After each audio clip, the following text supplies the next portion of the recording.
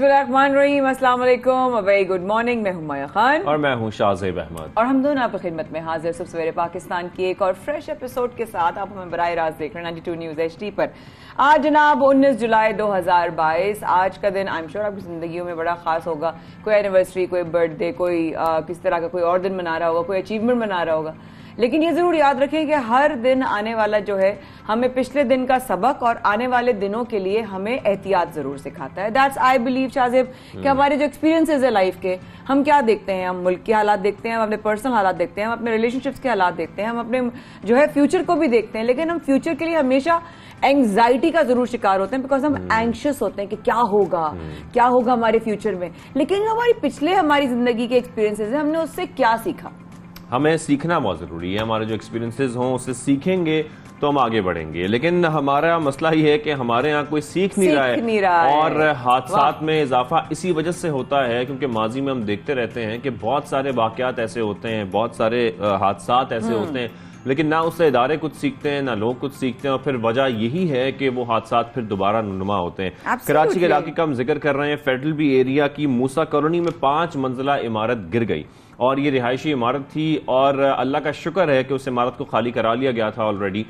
इस वजह से कोई जानी नुकसान नहीं हुआ, लेकिन माली नुकसान जरूर हुआ। आसपास की इमारतों को नुकसान जरूर पहुंचा, आसपास के जो घर थे उनको नुकसान जरूर पहुंचा। और ऐसे वाकयात हम हर कुछ अरसे बाद देखते हैं, चाहे बारिशें हों या ना हों कराची में।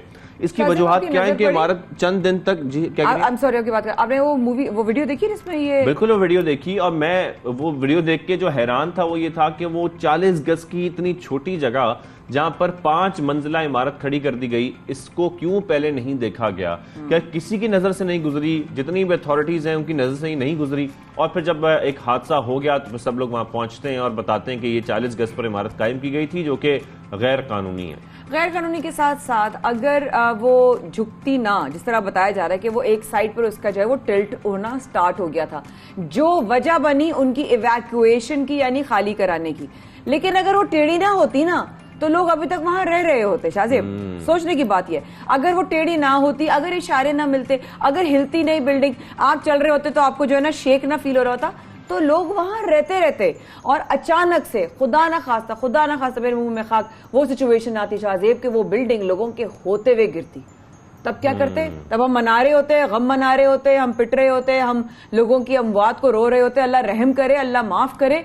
किस तरह की सिचुएशन में हम रह रहे हैं। और आई एम सॉरी, क्या मैंने ऐसी बात की है जो पहले कभी ना हुई है?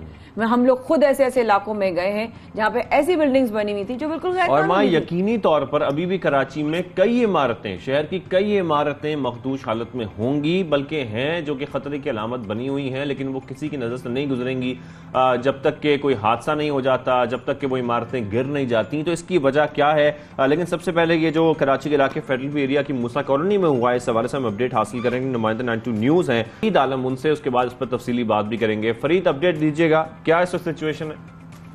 जी बिल्कुल, सिंध बिल्डिंग कंट्रोल अथॉरिटी के अंदर की जानिब से जो है शहर में मखदूम इमारतों को खाली कराने के लिए कार्रवाई शुरू कर दी गई है। इस सिलसिले में सिंध बिल्डिंग कंट्रोल अथॉरिटी की जानिब से मुख्तलिफ मखदूश इमारतों पर ना सिर्फ बैनर आवेदा किए गए बल्कि ऐलानात भी कराए गए। बैनर जो आवेदा किए गए उन पर तहरीर था कि ये इमारतें रिहाइश के काबिल नहीं हैं, इसलिए इसको फौरी तौर पर खाली कर दिया जाए। अगर मखदूश इमारतों की हम बात करते हैं तो सबसे ज़्यादा मखदूश इमारतें ज़िला जुनूबी के अंदर हैं, जिनकी तादाद 224 से ज़ायद बताई जाती है। इसके अलावा मुख्तलिफ अगर हम टाउन्स की बात करें तो किसी में 20 है, किसी में 40 है, किसी में 10 है। और इन इमारतों को खाली कराने में जो सबसे बड़ा मसला ये आ रहा है कि जो शहरी हैं, जो मकीन इन इमारतों में रिहाइश पजीर हैं, वो तवील अरसे से जो है वो ये मुतालबा कर रहे हैं कि उनको मुतबादिल रिहाइश फराम की जाए। लेकिन हुकूमत सिंध की जानिब से मुतबादिल शहरियों को मुतबादिल रिहाइश ही सबसे बड़ा एक मसला है। कोई रोड बनानी हो या कोई ब्रिज बनाना हो या कोई फ्लाईओवर बनाना हो या कोई नाला बनाना हो तो वहाँ पहले से मुकीम लोगों को मुतबादिल रिहाइश का मुतालबा किया जाता है लोगों की जानिब से, जो हुकूमत सिंध के लिए पूरा करना नामुमकिन है। जिसकी वजह से आज तक कई गुज़िश्ता तकरीबन 15-16 सालों से जो है मखदूश इमारतों को खाली कराने की कोशिश की जा रही है, लेकिन इस सिलसिले में ताहाल अभी तक कोई बड़ी कार्रवाई नहीं की गई है। पिछले दिनों जब सिंध बिल्डिंग कंट्रोल अथॉरिटी की जानिब से मखदूश इमारतों पर जब बैनर लगाए गए थे तो उसके बाद कुछ इमारतें खाली भी हुई हैं, तकरीबन जिनकी तादाद 4 से 6 बताई जाती है। लेकिन 421 इमारतों में से 4-6 इमारतें खाली हो जाना कोई बड़ी बात नहीं है।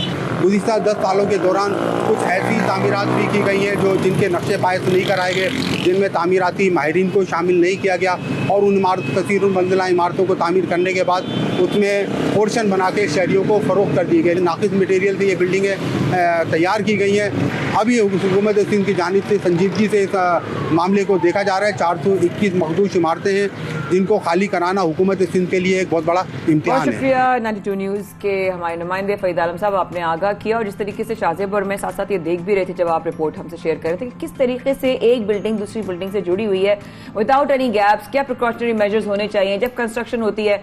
मैंने जो है इंटीरियर पढ़ी है, इंटीरियर डिजाइनिंग पढ़ी है, उसमें भी टेक्निकलिटीज बताई जाती थी शाहजेब के किस तरह आपकी खिड़की होनी चाहिए, कहाँ आपके दरवाजा होना चाहिए, कहाँ पे आपको कौन सा रंग होना चाहिए। तो जब कंस्ट्रक्शन या आर्किटेक्चर का काम आता है तो लोगों को बाकायदा इन चीजों का ख्याल रखने की जरूरत होती है। शायद मैं एक स्टूडेंट हूं, मुझे नहीं पता होगा, लेकिन अगर इस पर हम किसी एक्सपर्ट से अगर बात कर सकें तो वो हमें पता होगा कि किसी भी इमारत की तामीर के लिए किन चीजों का ख्याल रखना चाहिए। हमारे साथ मौजूद हैं जनाब इस वक्त चेयरमैन आबाद मोहसिन शखानी साहब। अस्सलाम वालेकुम मोहसिन भाई, बहुत शुक्रिया, आप पहले भी हमारे प्रोग्राम में आ चुके हैं और आज फिर आपने वक्त निकाला। Thank you so much Mohsin भाई। वेरी ट्रैजिक, जो भी है किसी की जान माल कुछ भी हो, हक हलाल की कमाई होती है और उसका नुकसान होता है। तो हम लोग कल भी यही बात कर रहे थे कि देखकर जो है ना बड़ा दुख हो रहा है। लेकिन हम अक्सर देखते हैं मोहसिन भाई, आपको मेरी आवाज आ रही तो जवाब जरूर दीजिएगा, कि बुलंद इमारतें जमीन पर बना दी जाती हैं, नजदीकी ना कितनी होनी चाहिए, नहीं होनी चाहिए, और इसकी वजह से हम देखते हैं किस तरह कोलैप्स 40 जो है गज पर 5 मरला इमारत, ये कहाँ का जो है वो ये लॉजिक है, जरा प्लीज समझाइएगा जी। बेसिकली सबसे इम्पोर्टेंट है कि मास्टर प्लान में वो एरिया भी डिजाइन में नहीं है।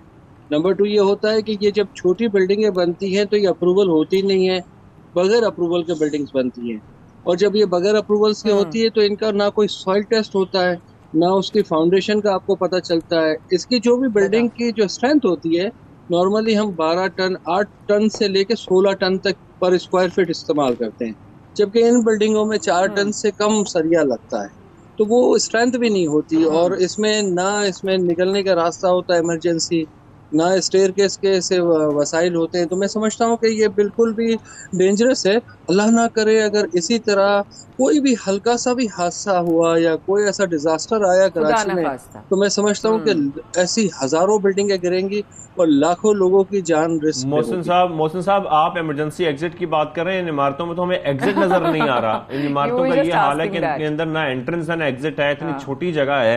फिर साथ में आपने फरमाया कि बगैर अप्रूवल की बिल्डिंग बना दी जाती है, लेकिन यही तो गलत बात है कि जो बगैर अप्रूवल के बनती है, क्या उस पर कोई चेक एंड बैलेंस नहीं है? क्या कोई उनको देखने वाला नहीं है कि ये बिल्डिंग पूरी खड़ी कर दी गई और कोई वहां पर नहीं पहुंचा देखने के लिए? 40 गज कर एक इमारत खड़ी कर देना, सही समझ नहीं आ बड़ी इमारतों की तामीर भी, इस हवाले से कानून क्या कहता है? मैं थोड़ा सा कानून समझना चाह रहा हूं कि कानून इस हवाले से क्या बताता है, कितनी जगह पर कितनी बड़ी इमारत कायम की जा सकती है? ये जो 40 गज पे जो बिल्डिंग बन रही है, वो बिल्डिंग बन ही नहीं सकती 40 गज पे। जैसे कि 40 गज पे हाई राइज या इतनी बड़ी बिल्डिंग का कॉन्सेप्ट ही नहीं है किसी भी मास्टर प्लान में। ये मैक्सिमम ग्राउंड प्लस 1 का घर बन सकता है, वो भी अच्छी आबादी के साथ। अभी देखो शाहजेब ने ये भी क्लियर कर दिया मोहसिन भाई ने कि जनाब बन ही नहीं सकती, यानी कि ये तो साबित हो गया इस तरह से कि इलीगल है बकौल इनके। अगर 90 और 120 गज की अगर बात करें मोहसिन भाई, तो जरा यहाँ पे भी गाइडलाइन दीजिएगा कि 90 या 120 गज पर कितने मरला इमारत हो सकती है? यानी तकरीबन 5 मरला कितना होना चाहिए उसके ऊपर? मैक्सिमम 120 गज में ground plus 2 for residential purpose है, अपने घर के इस्तेमाल के लिए है।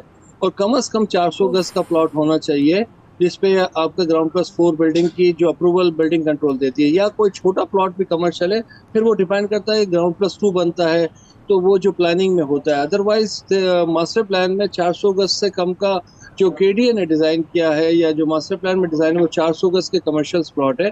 छोटे प्लॉट्स जब आप होते हैं सोसाइटीज वगैरह में कमर्शियल, लेकिन उसकी भी ग्राउंड प्लस 2 से ज्यादा हाइट नहीं। मोहसिन साहब, फिर हैरानगी की बात यह है कि कराची में जितनी भी 120 गज पर इमारतें कायम की गई हैं, जो कि 4-5 मंजिला, हर तरफ आपको ये इमारतें नजर आती हैं, ये तमाम इमारतें गैर कानूनी है। फिर कह सकते हो कि जितने भी 3 फ्लोर से ज्यादा बनी हुई है सब गैर कानूनी है और विदाउट अप्रूवल है।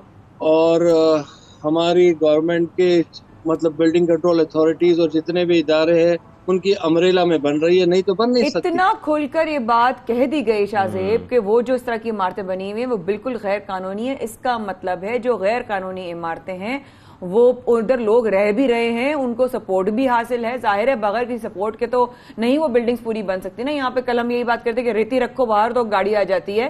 पूरी पूरी बिल्डिंग्स बनी है, रेजिडेंशियल लोग रह रहे हैं और सदियों से रह रहे हैं। मोहसिन भाई, मेरा अगला सवाल ये है कि जो पुरानी इमारतें हैं, जिस तरीके से जो पुरानी बनी हुई, जिस तरह ये भी मेरे ख्याल बहुत कोई नई नहीं थी, लेकिन जो और पुरानी इमारतें उनके हवाले से क्या एक इम्प्लीमेंटेशन है, रूल है, रेगुलेशन है कि उनको गिराना चाहिए या उनकी मुरम्मत से भी काम हो सकता है? जी है, दुनिया की टेक्नोलॉजी ऐसी आ गई है कि अगर आपका स्ट्रक्चर वीक है या फाउंडेशन वीक है तो हम इसको स्ट्रेंथ कर सकते हैं। ये टेक्नोलॉजी दुनिया में अभी अवेलेबल है, पाकिस्तान में भी अवेलेबल है, और हमें एक सर्वे कराना चाहिए पूरे कराची का और ये देखना चाहिए कि कौन सी बिल्डिंगों की क्या स्ट्रेंथ है। और मेरे ख्याल से कुछ सर्वे एनएडी यूनिवर्सिटी भी कर रही थी और कुछ हम भी उनके साथ काम किया था, लेकिन अल्टीमेटली रिजल्ट नहीं आता, इसलिए कि उस पर कॉस्ट बहुत आती है। वो कॉस्ट कौन लेगा? लोग अपनी जानों की के गंवाने के लिए तो तैयार हो जाते हैं, लेकिन वो कॉस्ट बहुत इंपॉर्टेंट है। अगर वो हम स्ट्रेंथ कर सके तो बेहतर है, या गवर्नमेंट को कोई पॉलिसी लानी पड़ेगी, अदरवाइज लोगों की जानों से। मोहसिन साहब, मुझे सिर्फ ये बताइएगा प्लीज, बल्कि हमारे नाजरीन को, कि हम कहीं पर भी अपने घर के बाहर रेत रखें या बजरी पहुंचे ना तो वहां पर पुलिस पहुंच जाती है, वहां पर म्युनिसिपल वाले आ जाते हैं, वहां पर ट्रक्स आ जाते हैं और आकर चेक करना शुरू हो जाते हैं। इसका मतलब है कि उनकी नजर में ये सब कुछ होता है कि किस घर में क्या तामीर किया जा रहा है या क्या एक्सटेंशन की जा रही है। लेकिन आप क्या समझते हैं, इतनी बड़ी इमारतें कायम कर दी जाती हैं, इसका जिम्मेदार कौन है? कौन इनको नहीं देखता या देखता है तो नजरअंदाज कर देता है? मतलब गवर्नमेंट ऑफ सिंध पूरी जिम्मेदार है। जो भी हमारे चीफ एग्जीक्यूटिव होते हैं वो जिम्मेदार होते हैं किसी भी चीज के, किसी भी मुल्क में। अगर मेरी कंपनी है और मैं उसका ओनर हूँ और मेरे छोटे नीचे वाले लोग भी कोई काम कर रहे हैं तो मैं रिस्पॉन्सिबल हूँ। बेसिकली स्टार्टिंग पुलिस आके देखती है, आपके म्युनिसिपल इदारे आ जाते हैं, आपके जितने भी मैं समझता हूँ बिल्डिंग कंट्रोल अथॉरिटीज के लोग हैं वो आ जाते हैं। इसके अलावा भी अब तो एंटी करप्शन वाले भी आ जाते हैं और दूसरे इदारे भी आ जाते हैं। तो ये सारे सभी मिल के, मतलब एक चीज कंस्ट्रक्शन हो रही है वो तो छुप के हो ही नहीं सकती, तो वो उनके बगैर अप्रूवल या उनके बगैर उस सिस्टम के हो नहीं सकती। तो मेरा ख्याल है कि हमने काफी दफा प्रेस कॉन्फ्रेंस भी की है, चीफ सेक्रेटरी को भी कहा है, सीएम साहब को भी कहा है, और सीएम साहब ने एक्शन का भी करने के लिए कहा था, लेकिन अभी तक शहर में मैं समझता हूँ कि जितना ऑफिशियल बिल्डिंग हम लोग बना रहे हैं उससे ज्यादा इलीगल कंस्ट्रक्शन आज भी हो रही है। थैंक यू मोहसिन भाई, बहुत शुक्रिया आपने प्रोग्राम में आकर हमें वाकई में सीरियसली हमारे लिए जो हमारे डाउट्स थे ना हम दोनों के, हम कल ये बात कर रहे थे जब भी हमने खबर सुनी थी और अजीब से हमारी कैफियत हो गई थी, तो हमें ऐसे सवाल थे कैसे हुआ, ये लीगल नहीं था, कैसे हो गया, एक बिल्डिंग बन गई, नजर नहीं आया, लोगों ने देखा नहीं। और ये बात आपने आज आके इसकी तस्दीक भी कर दी साथ में कि बकौल आपके ये तमाम चीजें जिस तरह हो रही हैं लीगली, वो लीगल हैं, हमें लग नहीं रहा वाकई में लीगल है, लेकिन जो लीगल तरीका है उस पर बिल्डिंग्स बन नहीं रही। और ये बात अभी शायद हम प्रोग्राम में स्टार्ट होने से पहले ये बात कर रहे थे कि ये बिल्डिंगें, ये जो घर हैं, ये जो इमारतें हैं, इनकी कीमतें कोई सस्ती नहीं है, छोटी जगहों पे बनी हुई है, करोड़ों में है, इनकी कीमतें बहुत ज्यादा हैं। बहुत शुक्रिया मोहसिन भाई, आप प्रोग्राम में आए और आपने बहुत ज्यादा हमें क्लैरिटी भी दिया है। रियली रियली होप किस तरह की जो इलीगल बिल्डिंग्स हैं उनके ऊपर एक्शंस भी हो, आवाम के लिए भी थोड़ा सा आसानी हो। बट जो पुरानी इमारतों को करने का टेक्नोलॉजी इतनी आ गई, आप उनको बचा सकते हैं। हमारी कितनी इमारतें हैं, मसला ये है कि आप किस किस इमारत को बचाएंगी कराची की। जब आप सारी इमारतों को बचा लेंगे तो फिर कराची में कुछ बचेगा नहीं, क्योंकि कई इमारतें ऐसी हैं जो कि इलीगल है माया। तो ये बड़ा प्रॉब्लम है खैर कराची का, और हम उम्मीद करते हैं कि इस पे सिंध बिल्डिंग कंट्रोल अथॉरिटी हो या बाकी तमाम अथॉरिटीज इस पे कुछ देखें, दोबारा इसको नजरअंदाज ना करें। वो तमाम इमारतें जो कि इलीगल हैं इनको खाली कराया जाए, इनके खिलाफ एक्शन लिया जाए, नहीं तो ऐसे हादसात रूनुमा होते रहेंगे कराची में। ऐसा ही है। खैर अब कुछ बात कारोबार की करें। बिल्कुल कर लेते हैं, क्योंकि देखिए कारोबार का सेक्टर जो है हमारा बहुत अफेक्ट हुआ है। बिजली और जिस तरह दाम बढ़े, हर चीज के इन्फ्लेशन जो है हमें नजर आई, और किस तरह राइजिंग प्राइसेस जो हमें नजर आई। हमें पिछले हफ्ते भी हमने इस तरह का, ईद से पहले भी हमने प्रोग्राम किया था शाहजेब ने, मैंने जैसे बताया पूरी जो फैक्ट्रीज हैं वो बंद पड़ी हुई हैं, लोगों के पास काम नहीं है, महंगाई और बिजली और गैस की वजह से जिस तरीके से से कीमतें आसमान को छू रही हैं, लोगों का कारोबार और लोगों की जो जरा आमद नहीं हो किस तरीके से इफेक्ट, और इसमें सबसे ज्यादा जो इफेक्ट हो रही है वो आपकी टेक्सटाइल इंडस्ट्री है। जब से बिजली और गैस की कीमतों में इजाफा हुआ है, तकरीबन समझ लेंगे हमारी एक्सपोर्ट को बहुत नुकसान पहुंचा है। हमारी एक्सपोर्ट खसारे में है, लाखों डॉलर्स का नुकसान हमें हो रहा है ऑलरेडी, जब से हम देख रहे हैं कि बिजली और गैस की कीमतों में एक बड़ा इजाफा हुआ है। इस पूरी सूरत हाल का मुल्क की मईशत पर क्या असर पड़ेगा, और आज इस पर तफसीली गुफ्तगू हम करेंगे, मगर पहले अपडेट हासिल करेंगे हमारे नुमाइंदा 92 न्यूज़ आसिफ सिद्धू उनसे। बिल्कुल जी देखें, एक्सपोर्ट इंडस्ट्री से वाबस्ता कारोबारी अफराद का कहना है कि गवर्नमेंट की जानब से चूँकि बिजली महंगी कर दी गई है और इसकी वजह से एक्सपोर्ट बहुत मुतासर हो रही है और कास्ट ऑफ प्रोडक्शन जो है वो बहुत ज़्यादा होती जा रही है, और वो ऑर्डर्स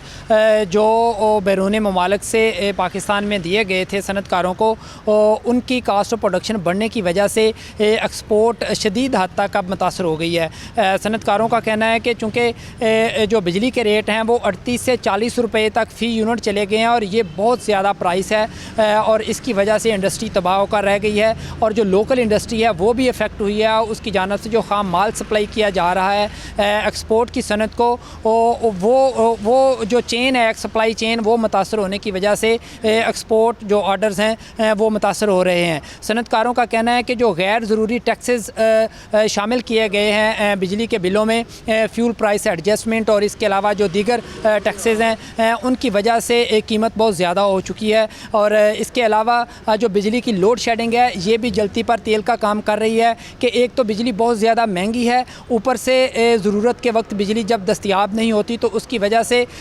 मुकर्ररा जो वक्त है जिसमें कि बैरूनी आर्डर्स को मुकम्मल करके सप्लाई को बाहर भिजवाना होता है वो भी शदीद हद तक मुतासर हो रहे हैं। सनतकारों की जानब से ये भी कहा जा रहा है कि चूँकि एक तसलसल के साथ कीमतें बढ़ती जा रही हैं तो इसकी वजह से रूटीन में ही आर्डर्स बैरूनी ममालिक से बहुत कम होते जा रहे हैं, और जो कारोबार है एक्सपोर्ट का वो सुकड़ता जा रहा है। जबकि अब कीमतें लगातार बिजली की बढ़ने की बायस इस पर जो सेकंड और बहुत ज़्यादा इफेक्ट पड़ रहा है कि कास्ट ऑफ प्रोडक्शन ही बढ़ती जा रही है। सनतकारों की जानब से मुतालबा किया जा रहा है कि गवर्नमेंट को इस पर संजीदगी से देखना होगा, लोड शेडिंग का ख़ात्मा करना होगा, और इसके अलावा जो बिजली के बिलों में गैर ज़रूरी टैक्सेस हैं उनको हज़फ करना होगा, और जो लार्ज स्केल पर इंडस्ट्रीज़ हैं उनका तो जो रिलीफ पैकेज है उसको कंटिन्यू कर दिया गया है। जो स्मॉल स्केल इंडस्ट्री है उसको अभी तक रिलीफ नहीं दिया गया, और उसकी वजह से बहुत ज़्यादा परेशानी है सनती शोबे में।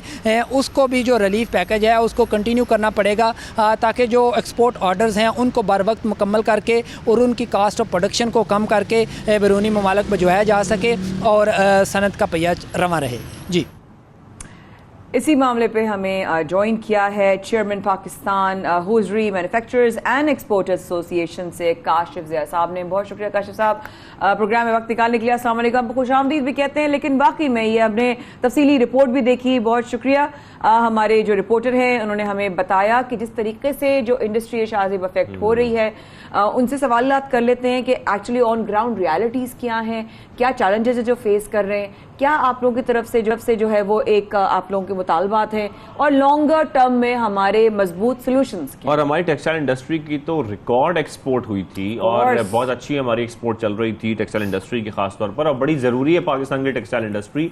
तो ऐसे में क्या इकदाम उठाने ज़रूरी हैं, हुकूमत को फौरी तौर पर क्या करना होगा कि हमारी टेक्सटाइल इंडस्ट्री के जो तमाम मसाइल हैं वो हल किए जा सकें, क्योंकि जिस तरीके से हम देख रहे हैं कि टेक्सटाइल इंडस्ट्री को नुकसान पहुंच रहा है गैस और बिजली की कीमतों में इजाफे के बाद, इसको फौरी हल करना बहुत जरूरी है। लाखों डॉलर्स, जस्ट इमेजिन, हम $1 की कीमत को रो रहे होते हैं, लाखों डॉलर्स का हमें नुकसान हो रहा है। सो हमारे साथ मौजूद है फिर Pakistan hosiery manufacturers export association से काशिफ ज़िया साहब। अस्सलाम वालेकुम काशिफ साहब, को हमारी आवाज आ रही है? वालेकुम अस्सलाम। जी जी बिल्कुल जी काशिफ साहब, बस ये सिचुएशन जिस तरीके से हम गुजर रहे हैं कि बढ़ते दाम किस तरह एक्सपोर्टर्स के लिए मुश्किल का बायस बने हुए हैं, जरा इस पर थोड़ा सा गाइडलाइन और जरा हमसे शेयरिंग कीजिएगा। जी देखें, इसके ऊपर मैं ये बात करना चाहूँगा कि अगर लास्ट ईयर के जो अभी कल अदारे शुमारियात ने जो नंबर जारी किए हैं, $19 बिलियन की रिकॉर्ड एक्सपोर्ट जो पाकिस्तान की हिस्ट्री में कभी नहीं हुई, वो रिकॉर्ड एक्सपोर्ट हुई है। और अनफॉर्चुनेटली पिछले 1 महीने से हमारे जो ऑर्डर्स जो हम बाहर से लेते हैं, 1 बिलियन डॉलर की उसमें कमी हो चुकी है।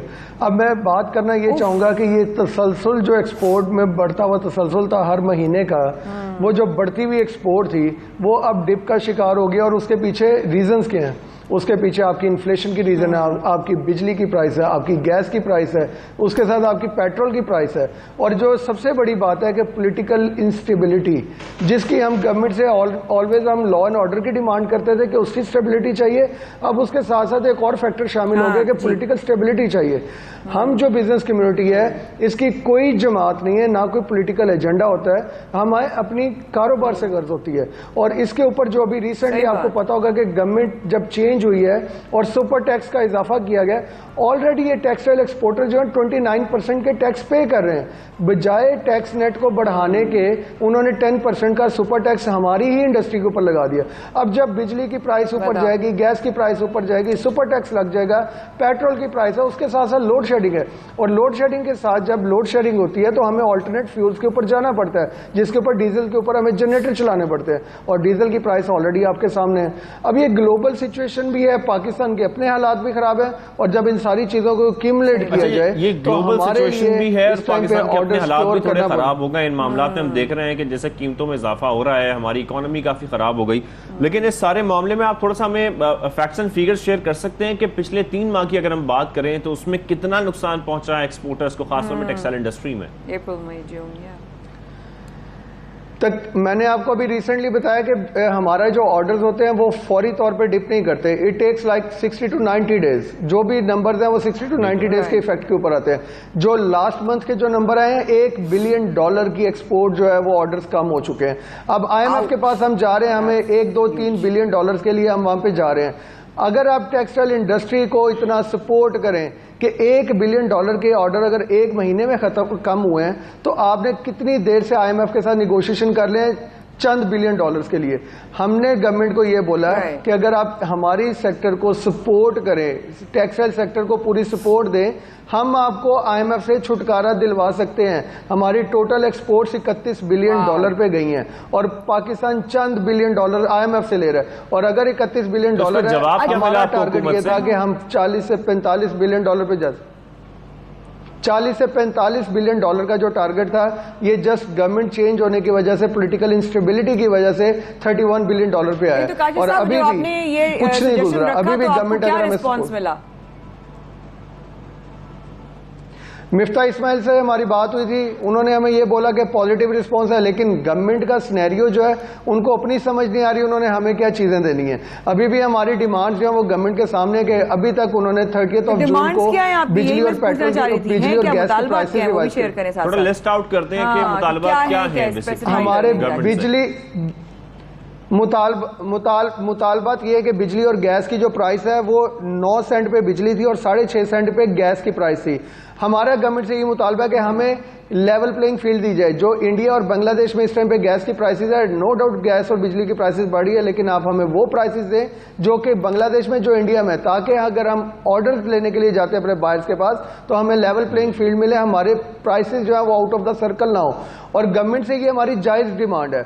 मिफ्ता इस्माइल साहब ने कहा कि हम 30 जून के से पहले इसके ऊपर फैसला करेंगे।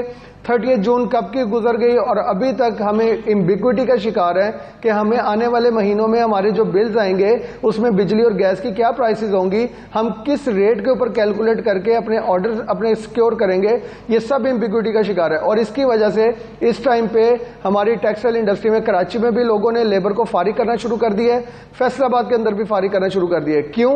क्योंकि हमें खुद पिक्चर क्लियर नहीं है कि हमने किस रेट के ऊपर ऑर्डर सिक्योर करने हैं। और आने वाले वक्तों में खदशा ये है कि हमारी जो लेबर है वो जब बेरोजगार होगी तो सड़कों पे होगी। करते हैं जब मैशत की बात हो रही होती है, इकोनॉमी की बात होती है कि हमें इंपोर्ट कम करने की जरूरत है, जिसकी वजह से गवर्नमेंट ने यह फैसला भी किया कि इंपोर्ट पर बैन लगाया जाए और एक्सपोर्ट बढ़ाने की जरूरत है ताकि इस डिफरेंस को कम किया जाए। लेकिन एक्सपोर्ट बढ़ाने के लिए आप क्या समझते हैं इकदाम फौरी तौर पर करना जरूरी है, और अगर ये इकदाम नहीं किए गए तो हमारी मैशत पर क्या असर पड़ेगा आने वाले दिनों में? देखिए, मैं इस बात से एग्री नहीं करूंगा। इंपोर्ट्स अगर आपने कम करनी है तो आपने एक्सपोर्ट्स अपनी बढ़ानी है, और अनफॉर्चुनेटली पाकिस्तान की जो एक्सपोर्ट्स हैं ये रिलाई कर रहे हैं, रॉ मटेरियल हमें इंपोर्ट करना पड़ता है। और अगर आप रॉ मटेरियल ही बंद कर देंगे, स्टेट बैंक के ऊपर इन्होंने रिस्ट्रिक्शन लगा दिया है कि कोई इंपोर्ट की एलसी खोलनी हो 3 से 4 दिन ये लेते हैं उसकी अप्रूवल के लिए। और अगर हम रॉ मटेरियल नहीं मंगवाएंगे, एक तरफ रॉ मटेरियल की इंपोर्ट के ऊपर बैन कर दिया, बिजली गैस की प्राइसेस बढ़ा दी, ये तो कहीं पे हमें सांस लेने के लिए भी नहीं छोड़े। तो इतनी एम्बिग्विटी है हमारी इंडस्ट्रियलिस्ट में, जिन्होंने लार्ज स्केल मैन्युफैक्चरिंग के अभी कल नंबर है 11% की उसमें ग्रोथ है। तो ये एम्बिग्विटी किस तरह दूर होगी? क्या आपको लगता है कि हम जो है इसका अगर इसको बड़ा समराइज वे में कहें तो एक जुमले में इसको कूजे में कैसे बंद करेंगे आप? कूजे में ये बंद करेंगे कि पॉलिटिकल स्टेबिलिटी इस टाइम पे सबसे इंपॉर्टेंट रोल प्ले करेगी। आने वाली पिक्चर जब तक क्लियर नहीं होगी कौन सी गवर्नमेंट आगे सस्टेन करनी है, क्योंकि पीटीआई गवर्नमेंट ने 5 साल टेक्सटाइल पॉलिसी दी थी। नून लीग गवर्नमेंट जैसे ये पीडीएम की जो गवर्नमेंट है ये इंपावर हुई है, इन्होंने वो पॉलिसीज के आगे हर्डल क्रिएट किए हैं और हमारी एक्सपोर्ट जो है वो डिप करना शुरू कर दिया। हमारे मुल्क का सबसे बड़ा अलमिया ये है कि कंटिन्यूटी ऑफ द पॉलिसीज जो है वो इस मुल्क में नहीं है। जैसे गवर्नमेंट रिजीम चेंज होती है, पिछली पॉलिसीज खत्म कर देते हैं, नए आने वाले नहीं रहा है। क्यों प्रॉब्लम्स क्रिएट की गई?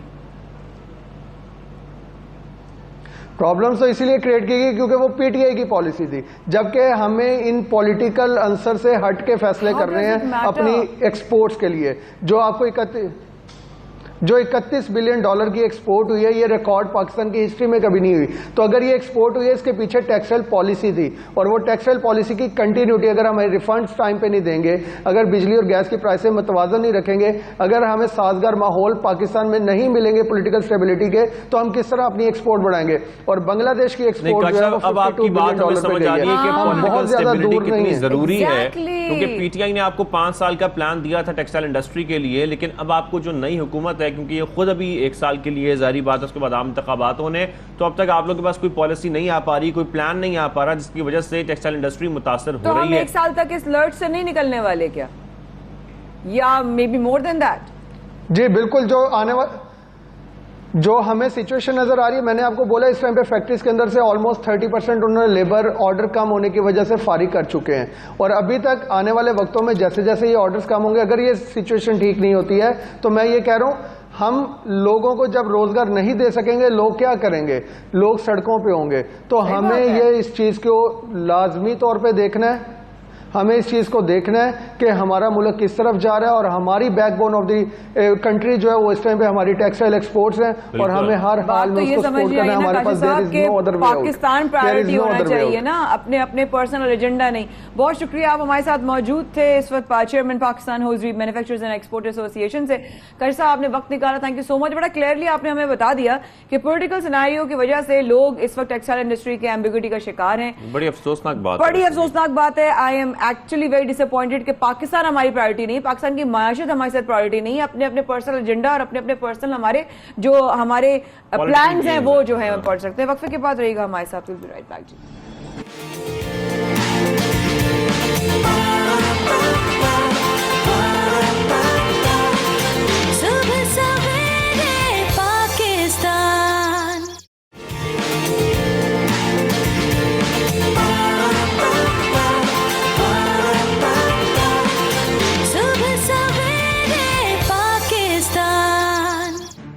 Once again a very good morning जी, आप हमारे साथ हैं, वक्फे में हमारे साथ रहे। और अब बिजनेस की अगर बात करें तो बहुत सारे बिजनेसेस आप शुरू करते हैं वो सस्टेन नहीं कर पाते।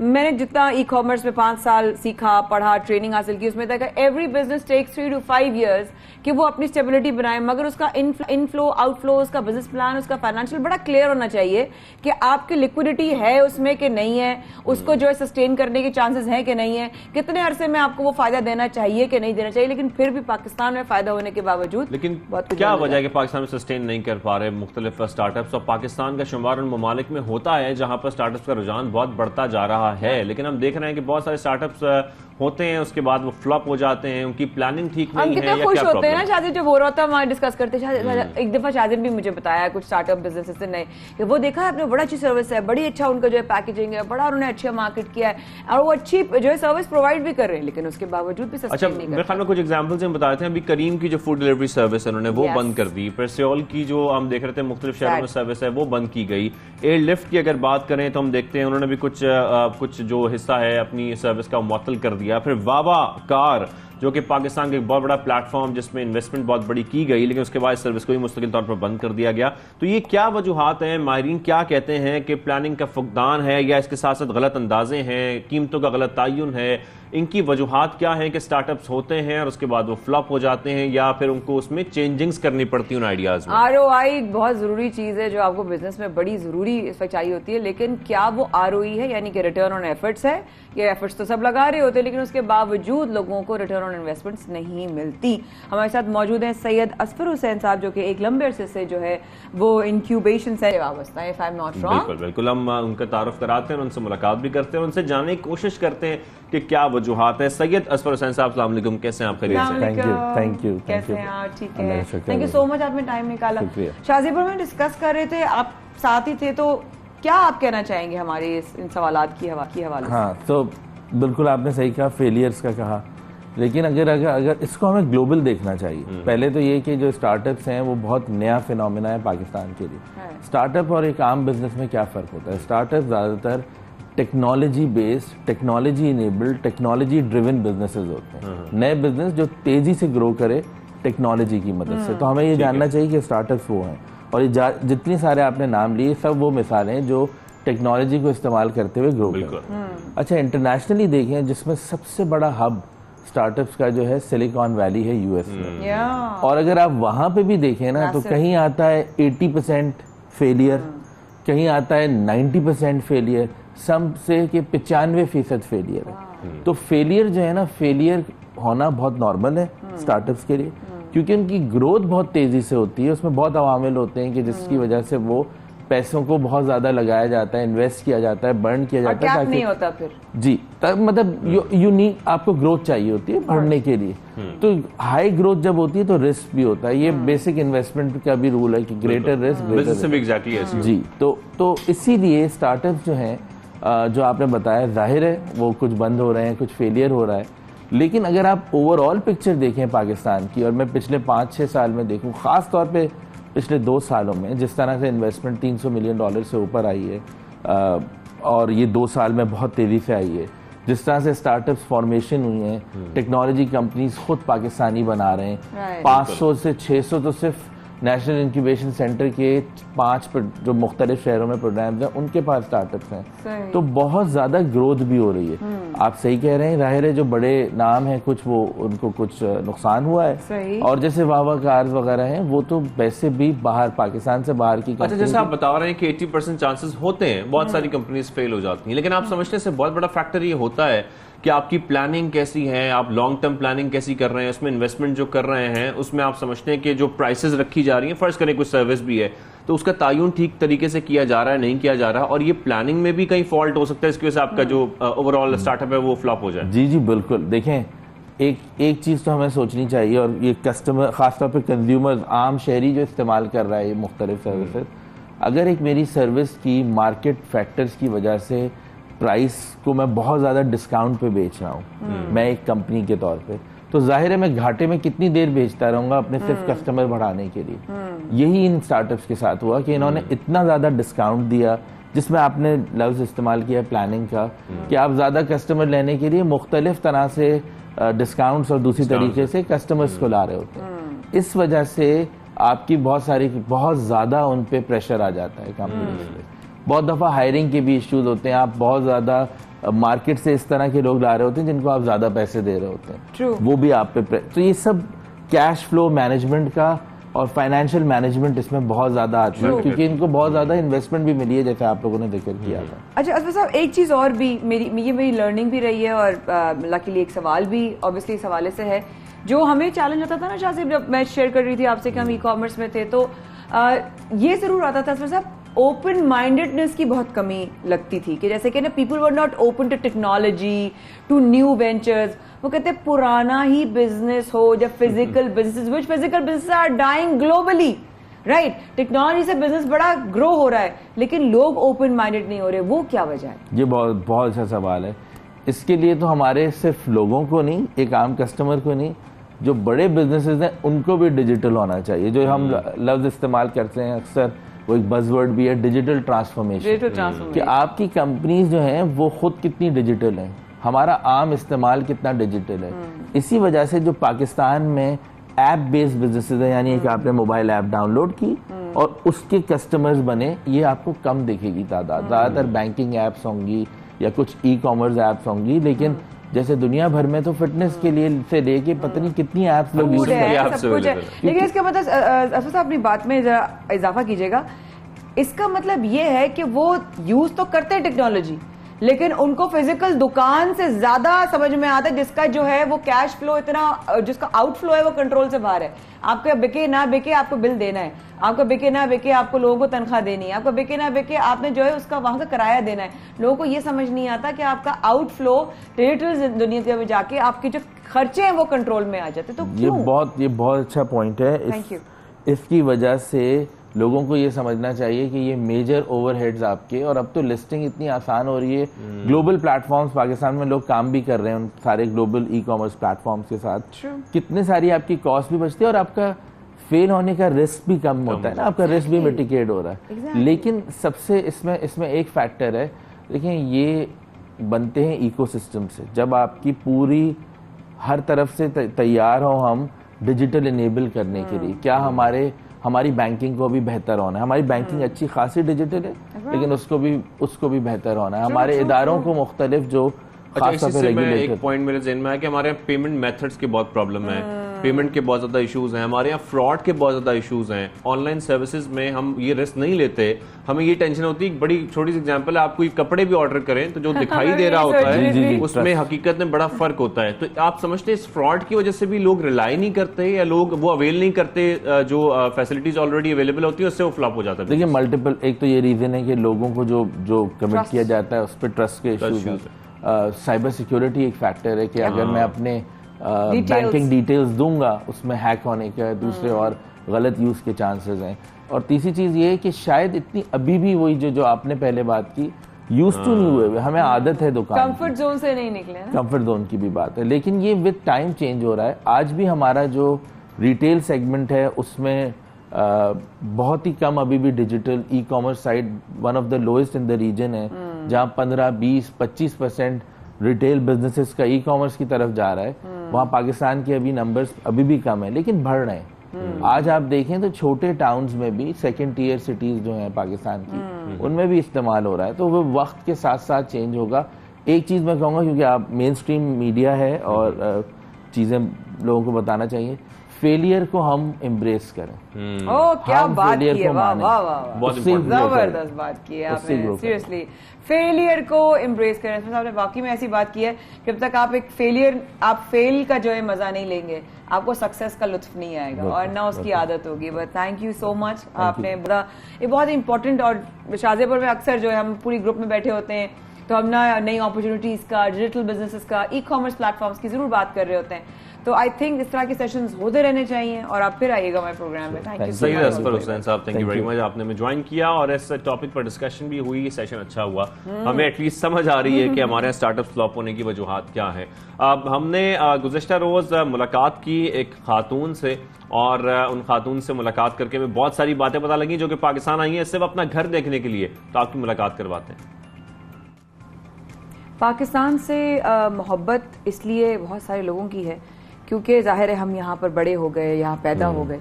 कुछ लोगों की पाकिस्तान से शायद नहीं बल्कि यकीनन शाज़िब हमसे ज़्यादा होगी मोहब्बत, जिनके आबाई शहर, आबाई गांव, आबाई घर सरजमीन पाकिस्तान में होंगे और वो बॉर्डर पार दुनिया के किसी और कोने में होंगे और वो याद करते होंगे यार हम वहाँ पैदा हुए थे, उस गलियों में, उस जगह पर, उस इलाके, उस मोहल्ले में।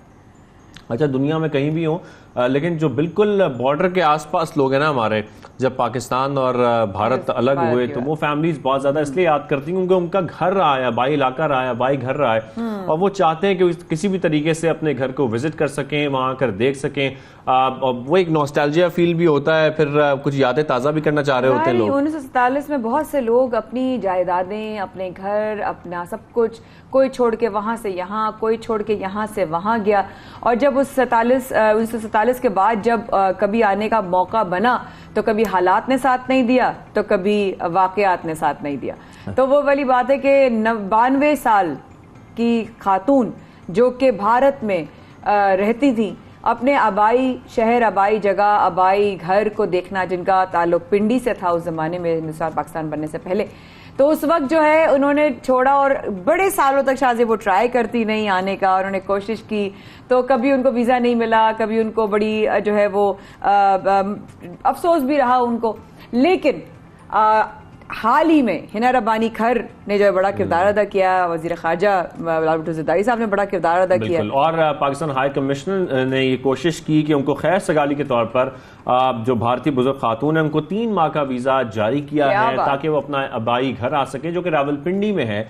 और ये 92 साल भारतीय खातून पाकिस्तान पहुंच गई, वागा के जरिए पाकिस्तान पहुंची।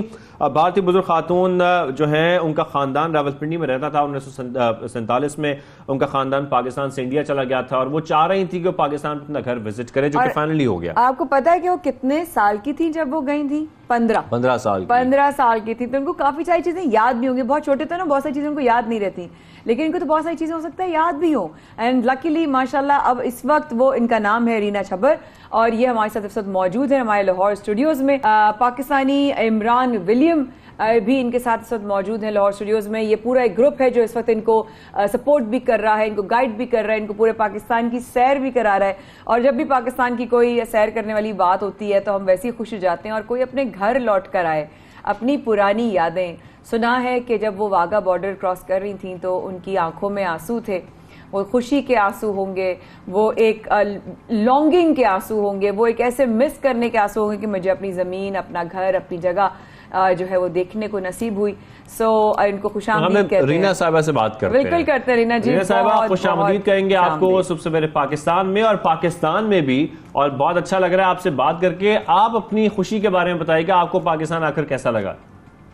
मेरे को खुशी तो बहुत ज़्यादा है कि मैं अल्टीमेटली यहाँ आ गई, लेकिन वो जब मैंने बॉर्डर का देखा था तो उस वक़्त मैं जो रोई थी वो थोड़ी तकलीफ़ में था, क्योंकि मेरे को लगा कि हमारा अपना गांव है और उसमें एक लकीर बना दी है, पड़ा कि इंडिया पाकिस्तान बॉर्डर, तो समहाउ आई गॉट इमोशनल मेरे को इसे। Otherwise I am too happy, बहुत खुश हूँ कि मुझे वीज़ा मिल गया अल्टीमेटली। सबसे ज़्यादा तो खुशी इस बात की है कि आपने इतनी, एक सबसे मोहब्बत थी आपको और आपको आने की एक चाहत थी जब आपने बॉर्डर क्रॉस किया। और वाकई में हम जब मिलते हैं तो ऐसे ही मिलते हैं, लगता है कि कोई फ़र्क नहीं है। अब बताइए, जब आप अपने इलाके में गई, अपनी जगह को देखा, अपने शहर को देखा, पाकिस्तान को देखा, उस जगह को देखा जो आप छोड़ कर गई थी, तो कैसा लगा आकर? मेरे को देखिए, मैं अपने घर तो अभी जा नहीं पाई, इस वक्त मैं लाहौर में हूँ। अच्छा। हाँ जी, लेकिन कल मैं जा रही हूँ वहाँ, और उसकी तो मैं कह नहीं सकती, वो भी मिक्स्ड फीलिंग है। मिक्स्ड इसलिए है कि इतनी पूरी फैमिली हम सब इकट्ठे रहते थे, अब इस वक्त I am the only survivor, so इसलिए इसलिए थोड़ी मिक्स्ड फीलिंग्स भी है कि फैमिली का कोई मेंबर नहीं है, लेकिन खुशी भी है इस बात की कि कम से कम एक को तो चांस मिला कि वो जाके घर को देख के आए। उसके लिए तो I am very excited, but as I said कि I have got mixed feelings. तो रीना जी, जब आप आ रही थी तो लोगों का क्या रिएक्शन था कि तुम जा रही हो, are you sure if you want to go, या किसी ने कोई पॉजिटिव नेगेटिव, क्या किस तरह का फीडबैक था? हम बहुत देखिए, ज़्यादा पॉजिटिव था, और मेरा अपना बहुत ही ज़्यादा पॉजिटिव शुरू से ही था। लेकिन कुछ लोग थे जिन्होंने कहा कि अकेले जा रहे हो, डर नहीं लगता?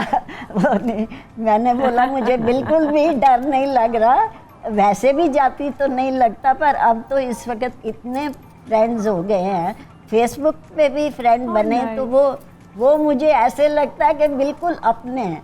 बिल्कुल, मैं सचमुच यहाँ आके भी जरा भी ये लगा ही नहीं कि मैं किसी दूसरी और रीना साहिबा आप अपने घर आ रही हैं तो आपको डर किस बात का लगना है? जरा मुझे अपने घर के बारे में बताइएगा, आपका घर कहाँ पर है, कैसा है, और आप अभी आपने कहा कि आप विजिट नहीं किया आपने, तो कब का प्लान है आपका अपने घर जाने का? मैं कल जा रही हूँ अपने घर, और वो so happy for you. I am so too happy कि I will be able to visit. तो मैं ना कल जा रही हूँ। तो क्या सोचा है आपने, क्या प्लान बनाया? जब अपने घर जाएंगी तो सबसे पहले क्या करेंगी वहां जाकर? देखिए, अब ये तो जब मैं पहुंचूंगी तो क्या होगा रिएक्शन मेरे को समझ नहीं आ रहा, पर ऐसा है कि क्योंकि उन्होंने मेरा घर ढूंढ दिया, एटलीस्ट मैंने उसकी तस्वीर देखी है, मेरा घर बिल्कुल ठीक रखा हुआ उन्होंने, तो इसलिए मेरे को ये तो अब जाके ही पता चलेगा कि कैसे लगेगा। आई रियली विश हम आपको मिलकर एक जोर की झप्पी दे सकते, बिकॉज इतने एक्साइटेड है हम आपके लिए, आपकी एक्साइटमेंट का हम अंदाजा भी नहीं लगा सकते। तो मैं इसी वजह से बोलती हूँ कि हमारे दोनों मुल्कों में सब लोगों को प्यार से मिलना चाहिए। मुल्क बन गए हैं अब, ठीक है, कोई बात नहीं, लेकिन सब आपस में मिल, सारी जगह हम जा सकते हैं, यहाँ आने के लिए मेहनत करनी पड़ती है, पर ऐसा है कि प्यार सोशल मीडिया ने बहुत बड़ा किरदार, बहुत बड़ा कैरेक्टर अदा किया आपकी इस स्टोरी में। क्या कहना चाहेंगी कि सोशल मीडिया ने कैसा कैरेक्टर अदा किया? जी, सोशल मीडिया ने बहुत हेल्प की। मेरे साथ बैठे हुए हैं इमरान विलियम साहब, इन्होंने जो ग्रुप शुरू किया है उसने इतना भी अच्छा काम किया है और इतना पॉजिटिव फीलिंग्स दी हैं सबको कि उसका हम तो यही जानना चाह रहे हैं। जरा इमरान विलियम साहब आप बताएं, सबसे पहले तो आपको खुशामदीद कहेंगे ये प्रोग्राम में। आप ये किस तरीके का आपने ग्रुप बनाया है जहां पर आप लोगों को अपने प्यारों से मिला रहे हैं, या वो अगर अपना घर विजिट करना चाहते हैं तो वो विजिट कर रहे हैं? ये क्या स्टोरी है, किस तरीके से रीना साहिबा जो है आपको पता लगा कि ये अपना घर विजिट करना चाह रही हैं? जी, अस्सलाम वालेकुम। सबसे पहले 92 न्यूज़ का मैं थैंक यू करूंगा कि उन्होंने हमें अपना विजन और दुनिया में पहुंचाने का मौका दिया आज। मैं अपने ग्रुप के बारे में बताता चलूँ। हमारे ग्रुप का नाम है इंडिया पाकिस्तान हेरिटेज क्लब। मैं क्योंकि एक हेरिटेज लवर हूँ, पाकिस्तान के कल्चर को, पाकिस्तान के टूरिज़्म को हम लोगों ने हमेशा प्रमोट किया है, तो हमारा एक लोकल कुछ इंडियंस पाकिस्तानी, कुछ इंडियंस पाकिस्तानी जो यूरोप में या USA UK में है, हमारा एक छोटा सा ग्रुप है, उसको हमने एक शक्ल दे दी इंडिया पाकिस्तान हेरिटेज क्लब की। हमारा बेसिक विजन ये था कि जो लोग 1947 की पार्टीशन में अपने घर, अपने महल छोड़ के उधर चले गए, वो लोग इधर आ गए, हम लोग उनको उनके घर दिखाएं, उनकी फीलिंग्स हमें, क्योंकि हम लोग सोशल मीडिया पे लोगों से सुनते थे कहानियाँ, जी हमारा घर यहाँ पे। मैं क्योंकि लाहौर का हूँ और लाहौर क्योंकि इन चीज़ों से भरा हुआ है, आप शालमी चले जाएँ, वॉल सिटी ऑफ लाहौर चले जाएँ, आपको एक से एक महल मिलेगा वहाँ पे जो लोगों ने बनाया। तो उस चीज़ को हमने मद्देनजर रखते हुए अपना ये फॉर्म बनाया इंडिया पाकिस्तान हेरिटेज। लेकिन ये आपके ग्रुप के जरिए पाकिस्तान पहुंच गई हैं, क्या अब आप इनको जो है वो घर पहुंचाएंगे? ये भी आपकी जिम्मेदारी है जी, और इसके साथ साथ दीगर जगहों की भी सैर कराएंगे। क्या करने जा रहे हैं आप रीना साहिबा के लिए? अब भी हम लोग इनको हमने अनारकली घुमाया है, क्योंकि बचपन में जहाँ पे लाहौर में आई थी हमने वो चीज़ें इनको दिखाई हैं, इनकी वो यादें ताज़ा की हैं हमने। उसके बाद हमारा बेसिक जो हमारा जिम्मेदारी पूरी होनी है, वो हमने पिंडी वाला इनको घर दिखाना है, और वो हमें नहीं पता वहाँ पे हमारी फीलिंग्स क्या होती हैं। हमारे पूरे ग्रुप मेंबर जो हैं, हमारे ग्रुप के हर इस टाइम एक्साइटेड है कि कब वो ये अपने घर को जाके अपनी दीवारों को हाथ लगाएं और हमारी जिम्मेदारी पूरी हो कि हमने इनको अपना घर दिखा दिया। हम चाहते हैं कि आप उसकी फुटेज जरूर बनाएं और हम वो मोमेंट देख सकें, बल्कि पूरा पाकिस्तान वो मोमेंट देख सकें कि फैमिली जो इंडिया में मौजूद है वो देख सकें। हम लोग सारा तो उनके क्या जज्बात होते हैं, हम लोग वो सारा एक्सक्लूसिव करेंगे अपने social media page India Pakistan heritage club पे। हम लोग सारी दुनिया को दिखाएंगे कि पाकिस्तान पॉजिटिविटी चाहता है, मोहब्बत चाहता है, अमन चाहता है, और यही हमारा विजन है। बिल्कुल बिल्कुल। और मुझे लग रहा है कि आपके साथ जो है ना इमरान, मुझे भी रजिस्टर करना पड़ेगा, बिकॉज मैं चाहती हूँ मेरे एंसेस्टर्स की ज़मीन में जाके देखूँ, वो घर देखूँ, वो मोहल्ले देखूँ, और मैं बड़ी एक्साइटेड हो गई हूँ। लेकिन इस वक्त तो हम जी रीना के लिए बहुत एक्साइटेड है। रीना जी, आप पाकिस्तान आई हैं, बड़ी दुआ होगी, अब अच्छा लगेगा अगर आप कराची भी आए। हम आपके मेज़बान यहाँ पर आपकी मेज़बानी करने के लिए बड़ा हम लुक फॉरवर्ड करेंगे। और देखिए, कराची में एक हैं जर्नलिस्ट बीनी सिद्ध, वो उन्होंने मेरा वीडियो बनाया था जो वायरल हो गया, और वो जो आप तस्वीर हिना जी के साथ देखते हैं वो उन्होंने बनाया था। वो इस ग्रुप की मेंबर है, वो इस ग्रुप की मेंबर है। सो उसके बाद इन लोगों ने बहुत प्रमोट किया, तो तब वो वहाँ हुआ। और एक पिंडी, अब मैं जा रही हूँ, उस वक्त हम पिंडी बोलते थे, अब रावलपिंडी है। जी, इन लोगों ने तो बहुत जब मैं बड़ा वहाँ किरदार अदा किया। पिंडी जा रही हूँ तो वहाँ पे एक सजाद हैदर है, उन्होंने मुझे घर लोकेट करने में हेल्प की थी। और उन्होंने कोशिश की है कि मुझे अंदर भी दिखा दे सब, क्योंकि अंदर बड़ी बहुत सारी दुआएं, to all the blessings with you, may God be your guide, और अपना बहुत ख्याल रखिएगा। और वेलकम टू पाकिस्तान, मोहब्बतों के साथ, दुआओं के साथ, अच्छी यादों के साथ जाइएगा पाकिस्तान से, और फिर आने के लिए जाइएगा। Thank you so much Imran William, thank you मैं तो दोबारा, God bless you, God bless, thank you very much, thank you, how nice.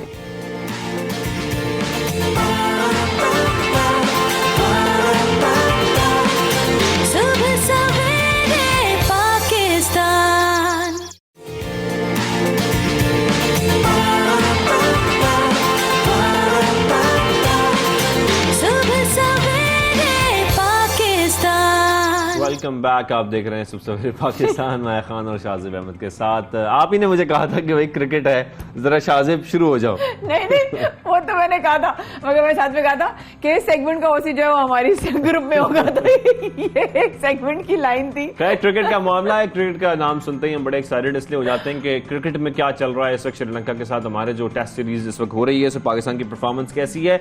Pakistan Sri Lanka के दरमियान पहला टेस्ट मैच इस वक्त जारी है, और पहले टेस्ट मैच में श्रीलंकन टीम ने पाकिस्तान को जीत के लिए 342 रन का हदफ दिया है। तो हम देख रहे हैं कि ये कितना मुश्किल है बनाना। क्या बाबर आजम सिर्फ सपोर्ट करेंगे या बाकी टीम भी सपोर्ट करेगी? तो श्रीलंकन टीम दूसरी इनिंग्स में 337 रन बनाकर आउट हो गई है। तो इसी पर बात करने के लिए साबिक टेस्ट क्रिकेटर तौसीफ अहमद साहब हमारे साथ मौजूद हैं, उनसे मदद करेंगे। तौसीफ साहब, खुशामदीद कहेंगे आपको सुबह सवेरे पाकिस्तान में। तौसीफ साहब, क्या लगता है पाकिस्तान ये टारगेट हासिल करने में कामयाब होगा? एक तो शुक्रिया आपका, और हमें ख्वाहिश हमारी यही है कि हम जो है ये टारगेट हासिल कर लें। बट इस टफ टास्क है, काफ़ी मुश्किल टास्क जरूर है, बट नामुमकिन कुछ नहीं है। हम कहते हैं ना कि कोई चीज़ नामुमकिन नहीं है, बट मुश्किल काफ़ी है, इसलिए कि पिच को देखते हुए बहुत ज़्यादा रन्स बन गए हैं, और यकीनी तौर पर जो है वो लोग अच्छा खेले, हमने इतनी अच्छी बॉलिंग नहीं की है। फिर हमारा कॉम्बिनेशन जो है ना वो भी इतना अच्छा हमने नहीं बनाया था। उसकी वजह मैं आपको बताऊं कि तो वो अपनी कंट्री में खेल रहे हैं, वो एक फास्ट बॉलर खिला रहे हैं और हमने 3 फास्ट बॉलर खिलाए। तो ये सारी चीज़ें जो है ये ऑलमोस्ट मतलब आई मीन के देखना तो चाहिए था क्या कॉम्बिनेशन हम बना रहे हैं, पिच कैसी है, और इतना दूर नहीं थे, आप वहीं मौजूद थे। और ऑस्ट्रेलिया वहाँ पे आई भी थी, आपने देखा कि वहाँ पे ऑस्ट्रेलिया को उन्होंने किस तरह हराया था। तो तब भी वो स्पिनर्स पे गए थे, और मैं भी 86 में टूर कर चुका हूं। आपको क्या लगता है कि ये कैप्टन की गलती है या जो डिसीजन मेकर्स हैं उनकी रिस्पॉन्सिबिलिटी है? What do you think? देखिए, जब कॉम्बिनेशन बनता है ना तो हम कहाँ से शुरू करें? हम शुरू करते हैं कि जब सिलेक्शन होती है। जब सिलेक्शन होती है तो वहाँ पर हम जिस जगह पे जिस जगह पे जा रहे होते हैं वहाँ पर उसको देखते हैं हम कि वहाँ क्या सिलसिला होगा, पिचेस कैसी होंगी, क्या होगा, दूसरी टीम को हम देखते हैं। तो ये वहाँ से शुरू होता है। बट हमने, मेरा ख्याल है कि एज यूजुअल हम डरते रहे कि हम ऑलराउंडर, बट आधा तीतर आधा बटेर वाला बात थी। और आपने देखा कि हमने 2 स्पिनर्स रखे, आगा सलमान और को रखा, हमने डेब्यू कराया। बट ये पार्ट टाइम बॉलर हैं दोनों, ठीक है। नवाज ने 5 आउट किए, यस बहुत अच्छा है। हमारा की प्लेयर बॉलर जो था वो कि स्पिनर्स ने इस विकेट पर ठीक ठाक आउट ले लिए हैं तौसीफ साहब, और जो हमारे फास्ट बॉलर्स हैं वो नहीं चले। यानी कि ये जो पिच है, ये ग्राउंड जो है, ये बड़ा इस वक्त सूदमंद साबित हो रहा है आपके स्पिनर्स के लिए। जी हाँ, बिल्कुल। स्पिनर से आप विकेट्स उठा के देख लें, दोनों तरफ से विकेट्स जो है स्पिनर्स ने लिए हैं और आप पहले दिन से देख रहे हैं कि यहाँ पे टर्न हो रहा है। और पिछली सीरीज भी हमने देखी कि ऑस्ट्रेलिया को उन्होंने किस तरह अपने जाल में फंसाया था और हम तो बहुत स्पिनर पे बहुत तगड़े थे, बट वही है कि हमने कॉम्बिनेशन अपना ठीक नहीं खिलाया। आई होप के एक बाबर जैसे 2 बैट्समैन और हो जाए तो फिर हम ये चेज भी कर सकते। लेकिन तौसीफ साहब, पहली इनिंग्स में शाहीन ने 4 विकेट्स ली थी, इसकी क्या वजह आपको लगती है? देखिए, शुरू में आप अगर मैं फिर दूंगा करीबी, अभी ऑस्ट्रेलिया से ये लोग खेले थे तो ऑस्ट्रेलिया की विकेट्स जो है वो 3-4 जल्दी गिर गए थे। उसके बाद उन्होंने अबाउट श्रीलंका ने 300 समथिंग और 500 बना दिए, कुछ इस तरह के रन्स बने थे। तो शुरू में जो है मॉइस्चर भी होता है और पिच फ्रेश भी होती है और हमारा शाहीन जो है वो इस वक्त मेन बॉलर है हमारे फास्ट बॉलर्स में।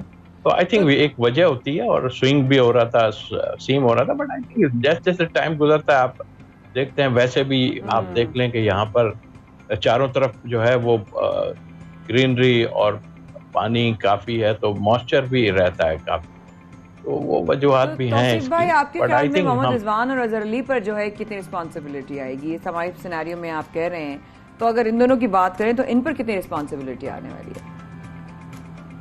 रिस्पॉन्सिबिलिटी तो सारों पे है एक्चुअल। अब अभी हम जो सीरीज खेले थे ऑस्ट्रेलिया के खिलाफ उसमें आपने देखा हमारे ओपनर्स ने जबरदस्त परफॉर्मेंस दी थी और आज भी अगर मैं समझता हूं कि अगर ओपनर्स हमारे एक अच्छा स्टार्ट भी एक 100 रन की, 100 से कम की बात नहीं करूंगा, एक अच्छा स्टार्ट दे दें और 100 रन की पार्टनरशिप कर लें तो काफी हद तक हम फिर बाबर पे हमारी आ जाएगी बैटिंग हमारी। लेकिन तौसीफ साहब, अगर हमारा टॉप ऑर्डर और मिडिल ऑर्डर जो है वो सिंगल डिजिट्स तक महदूद रहेगा तो फिर अच्छा टारगेट और अच्छा अचीव हम कैसे करेंगे? हाँ बिल्कुल, आपने ठीक कहा। मैं जब भी कह रहा हूँ कि हमें स्टार्ट बड़ा अच्छा मिलना चाहिए। जब हमारा स्टार्ट अच्छा मिलेगा तो फिर हमें नीचे जो नजर आ रही है हमारी बैटिंग वो अच्छी बैटिंग है, बट आई थिंक मेरा ख्याल है ये बड़ा मुश्किल है यहाँ पर, बट होप रखनी चाहिए। तो साहब, होप तो रखनी चाहिए, लेकिन बताइएगा आज आपको कितनी उम्मीद है हमारे टॉप ऑर्डर से? अब्दुल्ला, इमाम और अजहर से। पिछली देखिए, ये पहले से पिच पे थोड़ा सा बस वो एक जहन में आ जाता है ना कि जी अब देखिए वो स्टार्ट भी ऐसे करेंगे, एक ही फास्ट बॉलर है वो स्पिनर से स्टार्ट कर देंगे। हालांकि उनका लेफ्ट आर्म स्पिनर जो है जयसूर्या वो बिल्कुल नया है, पिछला टेस्ट मैच खेला है वो ऑस्ट्रेलिया के खिलाफ, 2 टेस्ट खेला है उसका, ये तीसरा टेस्ट मैच है और उसकी लाइन और लेंथ और अच्छा पिच को यूज कर रहे हैं। उनके पास 3 स्पिनर हैं और अच्छे स्पिनर हैं और हम एक जमाने में स्पिनर बहुत अच्छा खेलते थे, मगर अनफॉर्चुनेटली अभी हम इतना नहीं। अब जहन में पिच को ना रखें, आप ये सोचें कि क्योंकि टाइम भी बहुत है, आप मैच बचा नहीं सकते, इस मैच का फैसला होगा इधर या उधर, लेकिन उनके फेवर में जाने के मुझे काफी चांसेस लग रहे हैं। उनके चांसेस आपको ज्यादा लग रहे हैं? अच्छा, वही वाली बस सिनेरियो है ना इस वक्त तौसीफ भाई के, अगर हम इस तरह सिनेरियो में इस तरह आप बता रहे हैं कि थोड़ा सा सिलेक्शन भी और थोड़ा सा फिर ऑब्वियसली हमारी खुद की भी चॉइसेस हैं, but then again thank you so much साबिक क्रिकेटर तौसीफ अहमद साहब ने हमें ज्वाइन किया और आज के मैच के हवाले से जो है वो बात हुई। काफी बातें ऊपर से गुजर रही थी मेरी, लेकिन मैं समझने की कोशिश कर रही थी, हम एक्टिंग करते गए समझ में आ रहा सब, लेकिन देन अगेन मैं बहुत सीखती हूँ and I am still learning और अभी सीखना भी बहुत बाकी है। बहुत शुक्रिया तौसीफ भाई, आपने प्रोग्राम में वक्त निकाला। लेकिन सीखना हमारा जो ना कोई एज होती है ना कोई खास तरीका होता है, बस सीखने के लिए आपको एक फीलर चाहिए होता है, एक आप रिसेप्शन चाहिए होता है, एक एक्सेप्टेंस चाहिए होती है कि भाई सीखना है।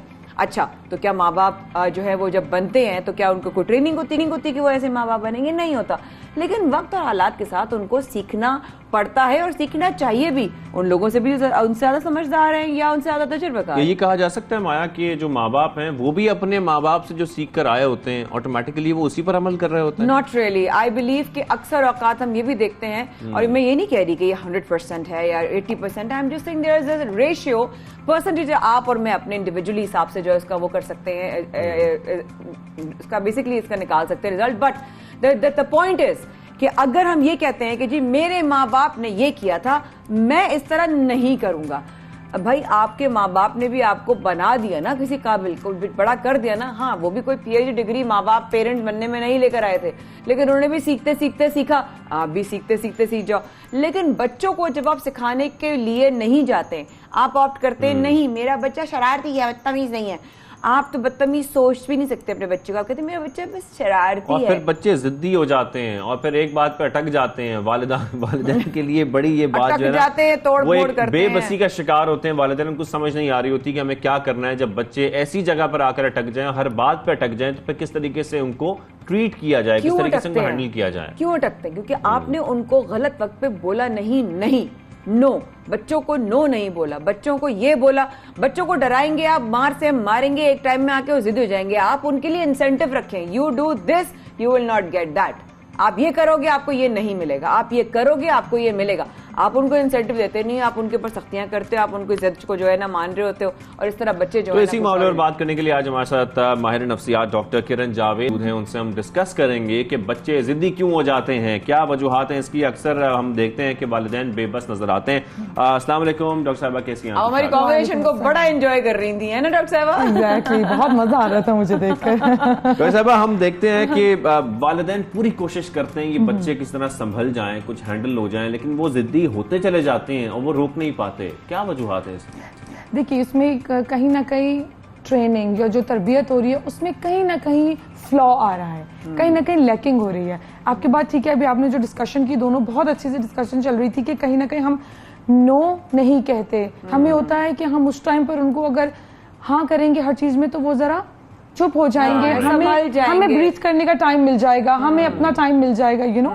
और फिर ये होते होते उस लेवल तक तो चलता है कि जब तक वो छोटे होते हैं, फिर वैसे जब बढ़ने लगते हैं, अपनी बात मनवाने लगते हैं, फिर हमें वो जिद्दी लगने लगते हैं। एक सिनेरियो बहुत देखने में आता है, और मैं आजकल तो बहुत ही देख रही हूँ कि अच्छा हम लोग इस तरह बड़े नहीं हुए, हम लोग ने चमेटे भी खाई हैं और हमने अच्छा किया, वो नहीं पड़ती हमें 2 चपेटें तो हम शायद कुछ और ही पागल होते, लेकिन हम दूसरे तरह के पागल, अच्छे वाले पागल हैं। तो सिनेरियो ये है कि हम ये देखते हैं, इसका एक ऑब्जर्वेशन है, I just want to share it with you.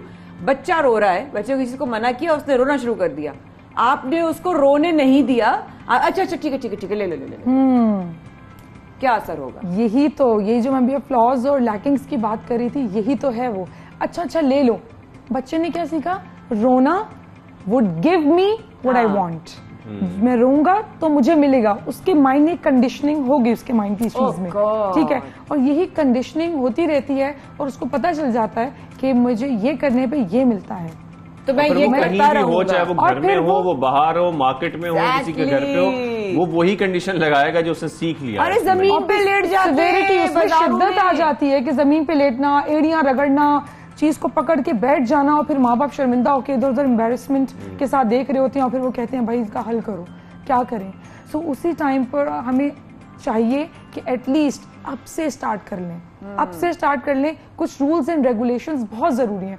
हमारे मास्टर की बहुत अजीब सी बात है, ये तो बच्चा है, कोई बात नहीं, बच्चे तो करते हैं यार, बच्चे तो करते हैं। तो आपको नहीं पता कि बच्चे का ही वक्त है, तरबियत अच्छी हो तो वो लेटर लाइफ में अच्छा एडल्ट और अच्छा शहरी बन सकता है। मैं एक बड़ी अच्छी वीडियो देख रहा था, उसका मैं चाहूंगा कि मैं उसको मेंशन जरूर करूं कि जब भी आप लोग ये तमाम प्रोसेस कर रहे हो, बच्चे आपको एम्बैरस करते हैं, चाहे आप मार्केट्स में हो, कहीं पर हो, लेकिन आपको उन चीजों पर अमल करना है जिन पर करना है, ताकि आपके बच्चों की ट्रेनिंग सही हो सके। तो आप लोग को एम्बैरस नहीं होना। वो तमाम लोग जो वालिदैन को एम्बैरस कर रहे होते हैं, जिनका बच्चा रो रहा होता है, आप लोग भी काइंडली थोड़ा सा उनको ट्रीट सही तरीके से किया करें, इसको कहते हैं tough love. Exactly. Tough love. We have to be cruel in order to be kind. हमें थोड़ा सा सख्त और टफ होना पड़ेगा, क्योंकि लॉन्ग टर्म बच्चे की बहाली है, तरबियत अच्छी है, यही लॉन्ग टर्म प्यार है। प्यार यही नहीं कि वक्त पे फौरन जिद दी, बच्चे को सब चीजें प्रोवाइड कर दी जाए। अब एग्जाम्पल्स की बात करते हैं। हम लोग की जो तरबियतें हुई हैं, हम जो मिलेनियल्स हैं, या हम लोग इस तरह के जो जिन माँ बाप ने हमें कहा कि मेहमान आते हैं, उनके सामने अगर खाना कुछ रखा है, for example T and anything, खबरदार मेहमानों के सामने कोई बदतमीजी नहीं करेगा। ये हमारी तरबियत का हिस्सा है। Serve them first. पूछो आके पानी किस तरह देना है, आप सलाम करके जाइए। आज कोई सख्ती नहीं है, कोई मेहमान आता है, कोई सामने से गुजर जाता है, कोई कहता नहीं बेटा सलाम कर लो, कहना आपके बावजूद ऐसा लगता है आपने किसी ने चपेट मार दिया हो मेहमानों के मुंह पर।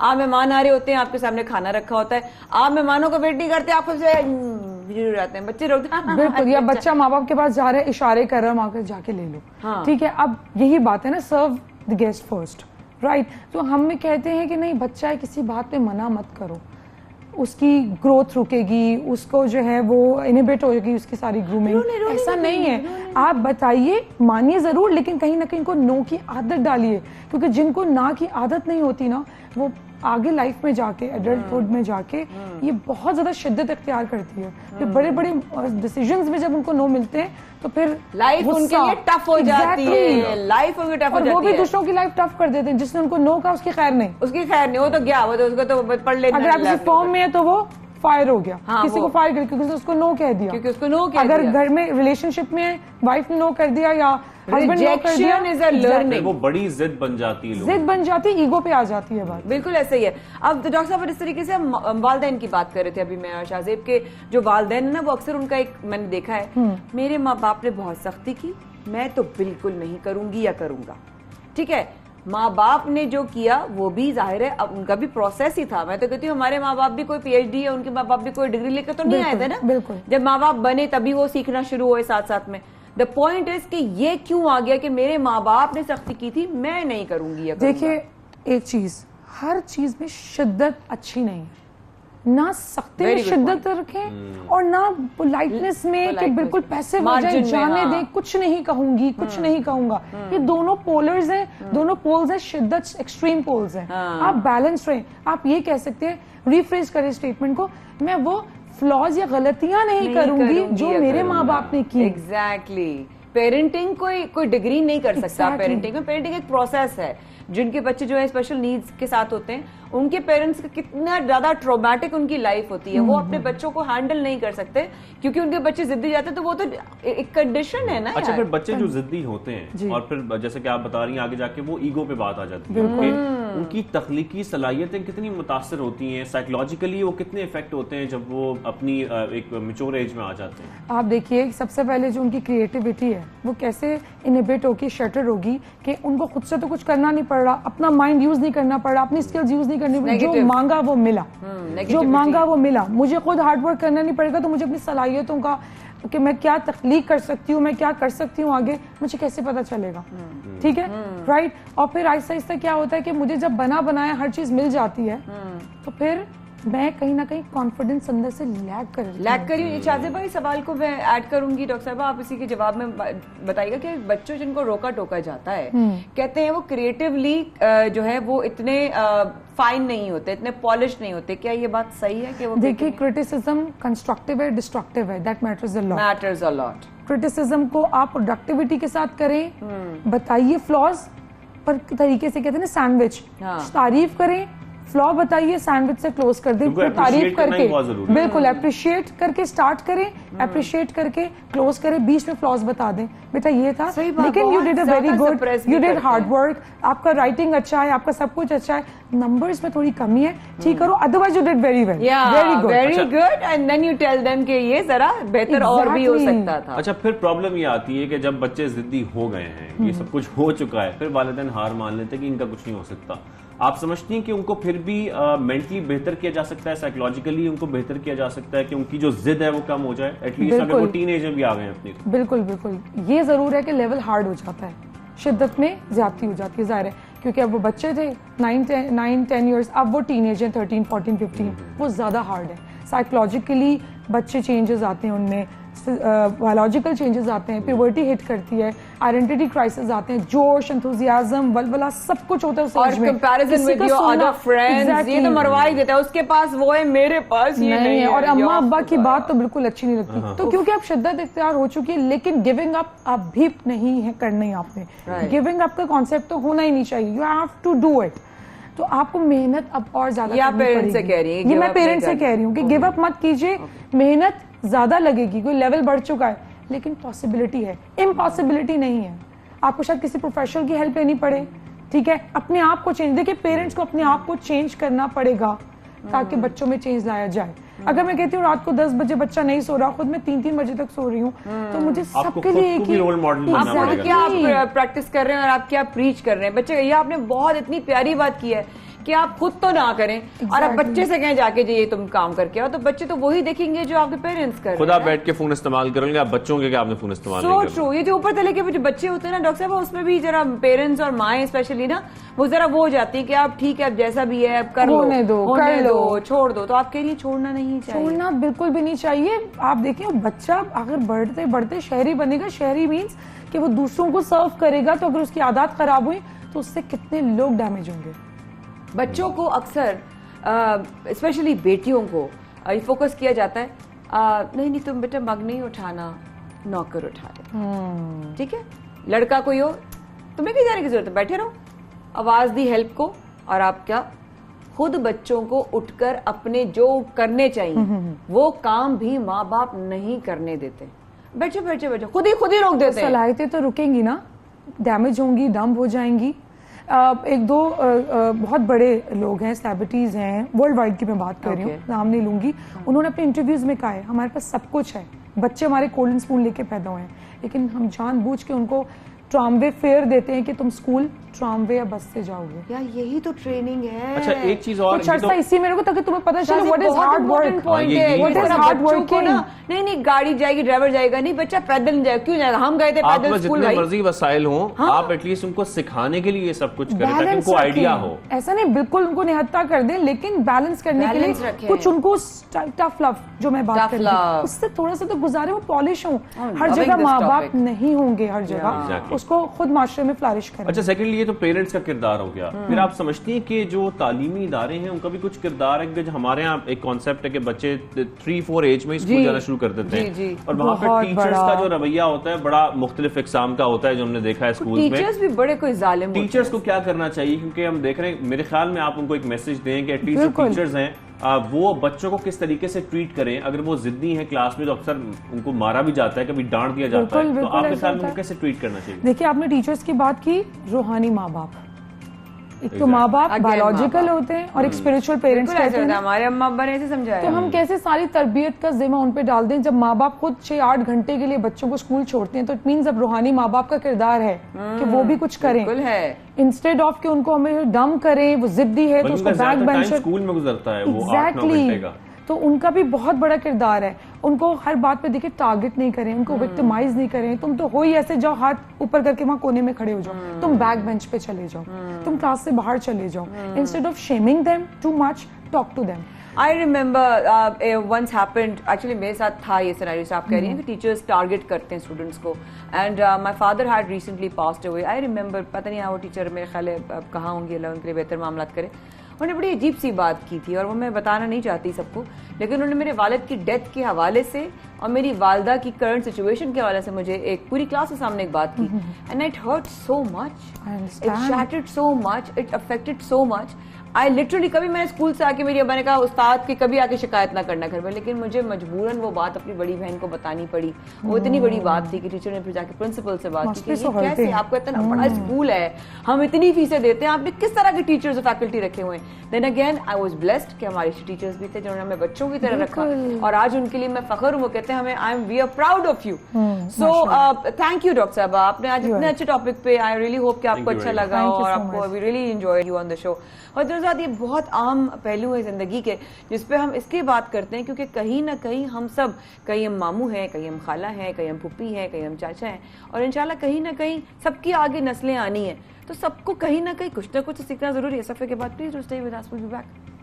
थैंक यू डॉक्टर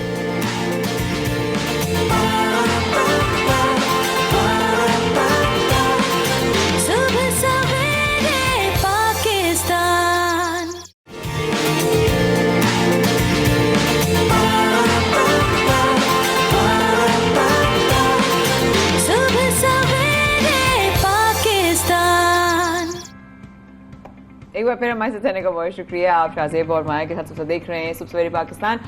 कराची की बातें आपको पता चल रही हैं, पाकिस्तान की बातें चल रही हैं। अब आपको लेके चलते हैं जरा शहर लाहौर, हमारे स्टूडियोज की तरफ 92 के। क्या ख्याल है शाहजेब? क्योंकि लाहौर में दो ऐसे भाई हैं मौजूद हमारे स्टूडियोज में जिनसे आपकी मुलाकात करवानी है। कुछ स्टोरी इनकी ये है कि खैर पख्तूनख्वा के पसमानदा जिला शांगला के दो भाई हैं, और इनके वाले साहब जब लाहौर आए थे तो उन्होंने एक होटल खोला था, जो खाने पीने का होटल होता है, और वहाँ पे जो इनके दीगर भाई हैं वो भी साथ अपने वालिद के हाथ बटाते थे, साथ साथ होते रहे, लेकिन उन्होंने अपनी पढ़ाई नहीं छोड़ी और वो पढ़ते रहे। और उन्होंने एक ऐसा वक्त आया कि सबको हैरान इसलिए कर दिया क्योंकि दोनों भाई ने एमफिल कर लिया। क्या बात है भाई, शानदार। सबसे पहले तो क्या बात है, वैसे सराहना बहुत जरूरी है।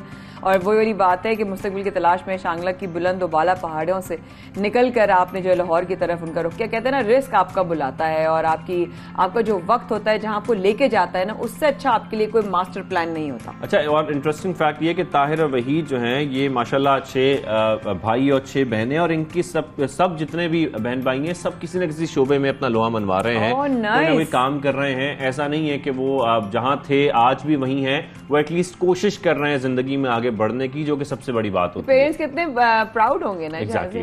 तो आज हम मुलाकात करते हैं ताहिर आलम और वहीद आलम, अपने जो ये भाई हैं, ये हमारे लाहौर स्टूडियोज में मौजूद हैं। आजकल क्या कर रहे हैं, एमफिल करने के बाद इनके क्या प्लान्स हैं, इनसे आपकी मुलाकात करवाते हैं। ताहिर और वहीद, अस्सलाम वालेकुम, गुड मॉर्निंग, कैसे हैं आप दोनों? अल्हम्दुलिल्लाह जी, जबरदस्त जबरदस्त, बहुत मुबारक हो आप दोनों भाइयों को। और ये बताइए, एमफिल तक के सफर की कहानी जरा हमें जरा मुख्तसरन जरूर बताइए। एमफिल की कहानी तो ये है कि मास्टर करने के बाद भाई वहीद आलम साहब UMT एमफिल के लिए गए दाखिला लेने के लिए, तो मैं साथ चला गया और वहाँ जाकर मैंने इंक्वायरीज किया कि यार मुझे भी जो है ना क्या नाम इस इम्तिहान में दाखिला देना चाहिए। तो जब उसके रिज़ल्ट आया तो भाई वहीद आलम साहब पहले राउंड में रह गए और मेरा जो है ना वो इम्तिहान क्लियर हो गया। दूसरे राउंड में इनके भी। क्या बात है, दोनों में से बड़ा कौन है? ये पहले मुझे बताया, आप दोनों ट्विन्स हैं क्या? नहीं जी, मैं बड़ा हूँ, ये छोटे। अच्छा, आप बड़े। ओह अच्छा, यानी कि आपने छोटे भाई को देख के साथ साथ, ये तो अच्छा हो गया ना, दोनों भाइयों ने एक साथ कर लिया। तो जब आपने दादा किया तो फिर दूसरे भाई ने क्या बोला, वहीद ने क्या बोला कि आप कर लो, उसने चलो तो सही है जाहिर साथ बात, में। उसने कहा ये तो बेहतरीन हो जाएगा कि दोनों इकट्ठे आएंगे और इकट्ठे जाएंगे। तो और साथ पढ़ाई भी की होगी, साथ तो एग्जाम्स की भी तैयारी साथ ही की होगी, नहीं? जी बिल्कुल ऐसे ही है, बस इकट्ठे ही पढ़ते रहे।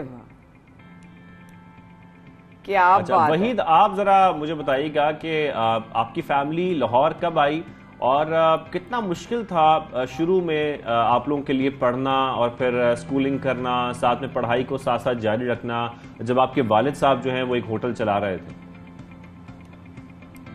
मेरी पैदाइश लाहौर की है और मेरी उम्र जो है वो 26 साल से तकरीबन अबाव हो चुकी है। तो ठीक है, इस अरसे में 2 साल के लिए हम जो है वापस गाँव गए हैं पूरी फैमिली, और बाकी सारी ज़िंदगी लाहौर में गुजरी है। जहाँ तक तालीमी सिलसिले के हवाले से बात है, फिर तो हाँ जी, शक्ल सूरत से भी लोग कहते हैं आप लाहौरी हैं और कहते हैं पठान नहीं आप। तो तालीमी शहर में आप रहो फिर आप वहीं के हो जाते हो, और लाहौर का जो एक बार हो गया तो फिर वो हमेशा के लिए हो गया। अच्छा, प्लीज बताइएगा क्या बता रहे थे आप तालीम के हवाले से? तालीमी सिलसिले के हवाले से जहाँ तक मुश्किलात की बात है, तो वो तो वालिद साहब की जब तक ज़िम्मेदारी उन्होंने उठाई हुई थी, अभी वही ज़िम्मेदारी जो है वो निभा रहे हैं। लेकिन जहाँ तक जो है एमफिल की बात है, इससे पहले का तालीमी सिलसिला वो उसकी ज़िम्मेदारी उनके सर पे थी, तो हमें किसी किस्म की मुश्किल और परेशानी का सामना नहीं हुआ। और इस एक होटल से वो एक बड़ा घराना जो है वो चला रहे थे बखूबी, और सारा सिस्टम वो देख रहे थे। लेकिन जब शादी हो गई, ज़ाहिर है शादी के बाद अपने अखराजात खुद बर्दाश्त करने होते हैं, और अपने बीवी बच्चों के, फिर इसके साथ तालीमी सिलसिला भी हो जाए तो फिर और ज़्यादा मुश्किल हो जाता है। तो ये शादी भी हो गई, उसके बाद जो है एमफिल का एक दोस्त के ज़रिए से जो है उन्होंने मोटिवेट किया, और तकरीबन हम इस हवाले से जो है रात 12 बजे तक बैठ के जो है वो बात डिस्कस करते रहे कि यार एमफिल करना चाहिए, ये है वो है। तो वो इससे पहले जो है वो भी एमफिल में एडमिशन ले चुके थे, तो उन्होंने मोटिवेट किया। वहाँ से मैं एक विज़न लेके जो है घर पहुँचा और मैंने एडमिशन करवाया। तो साथ ही भाई साहब ने कहा कि जी मेरा भी एडमिशन करवाएं। मैंने कहा जी बिल्कुल ओके, अच्छी बात है। तो यूँ जो है वो सिलसिला चल पड़ा।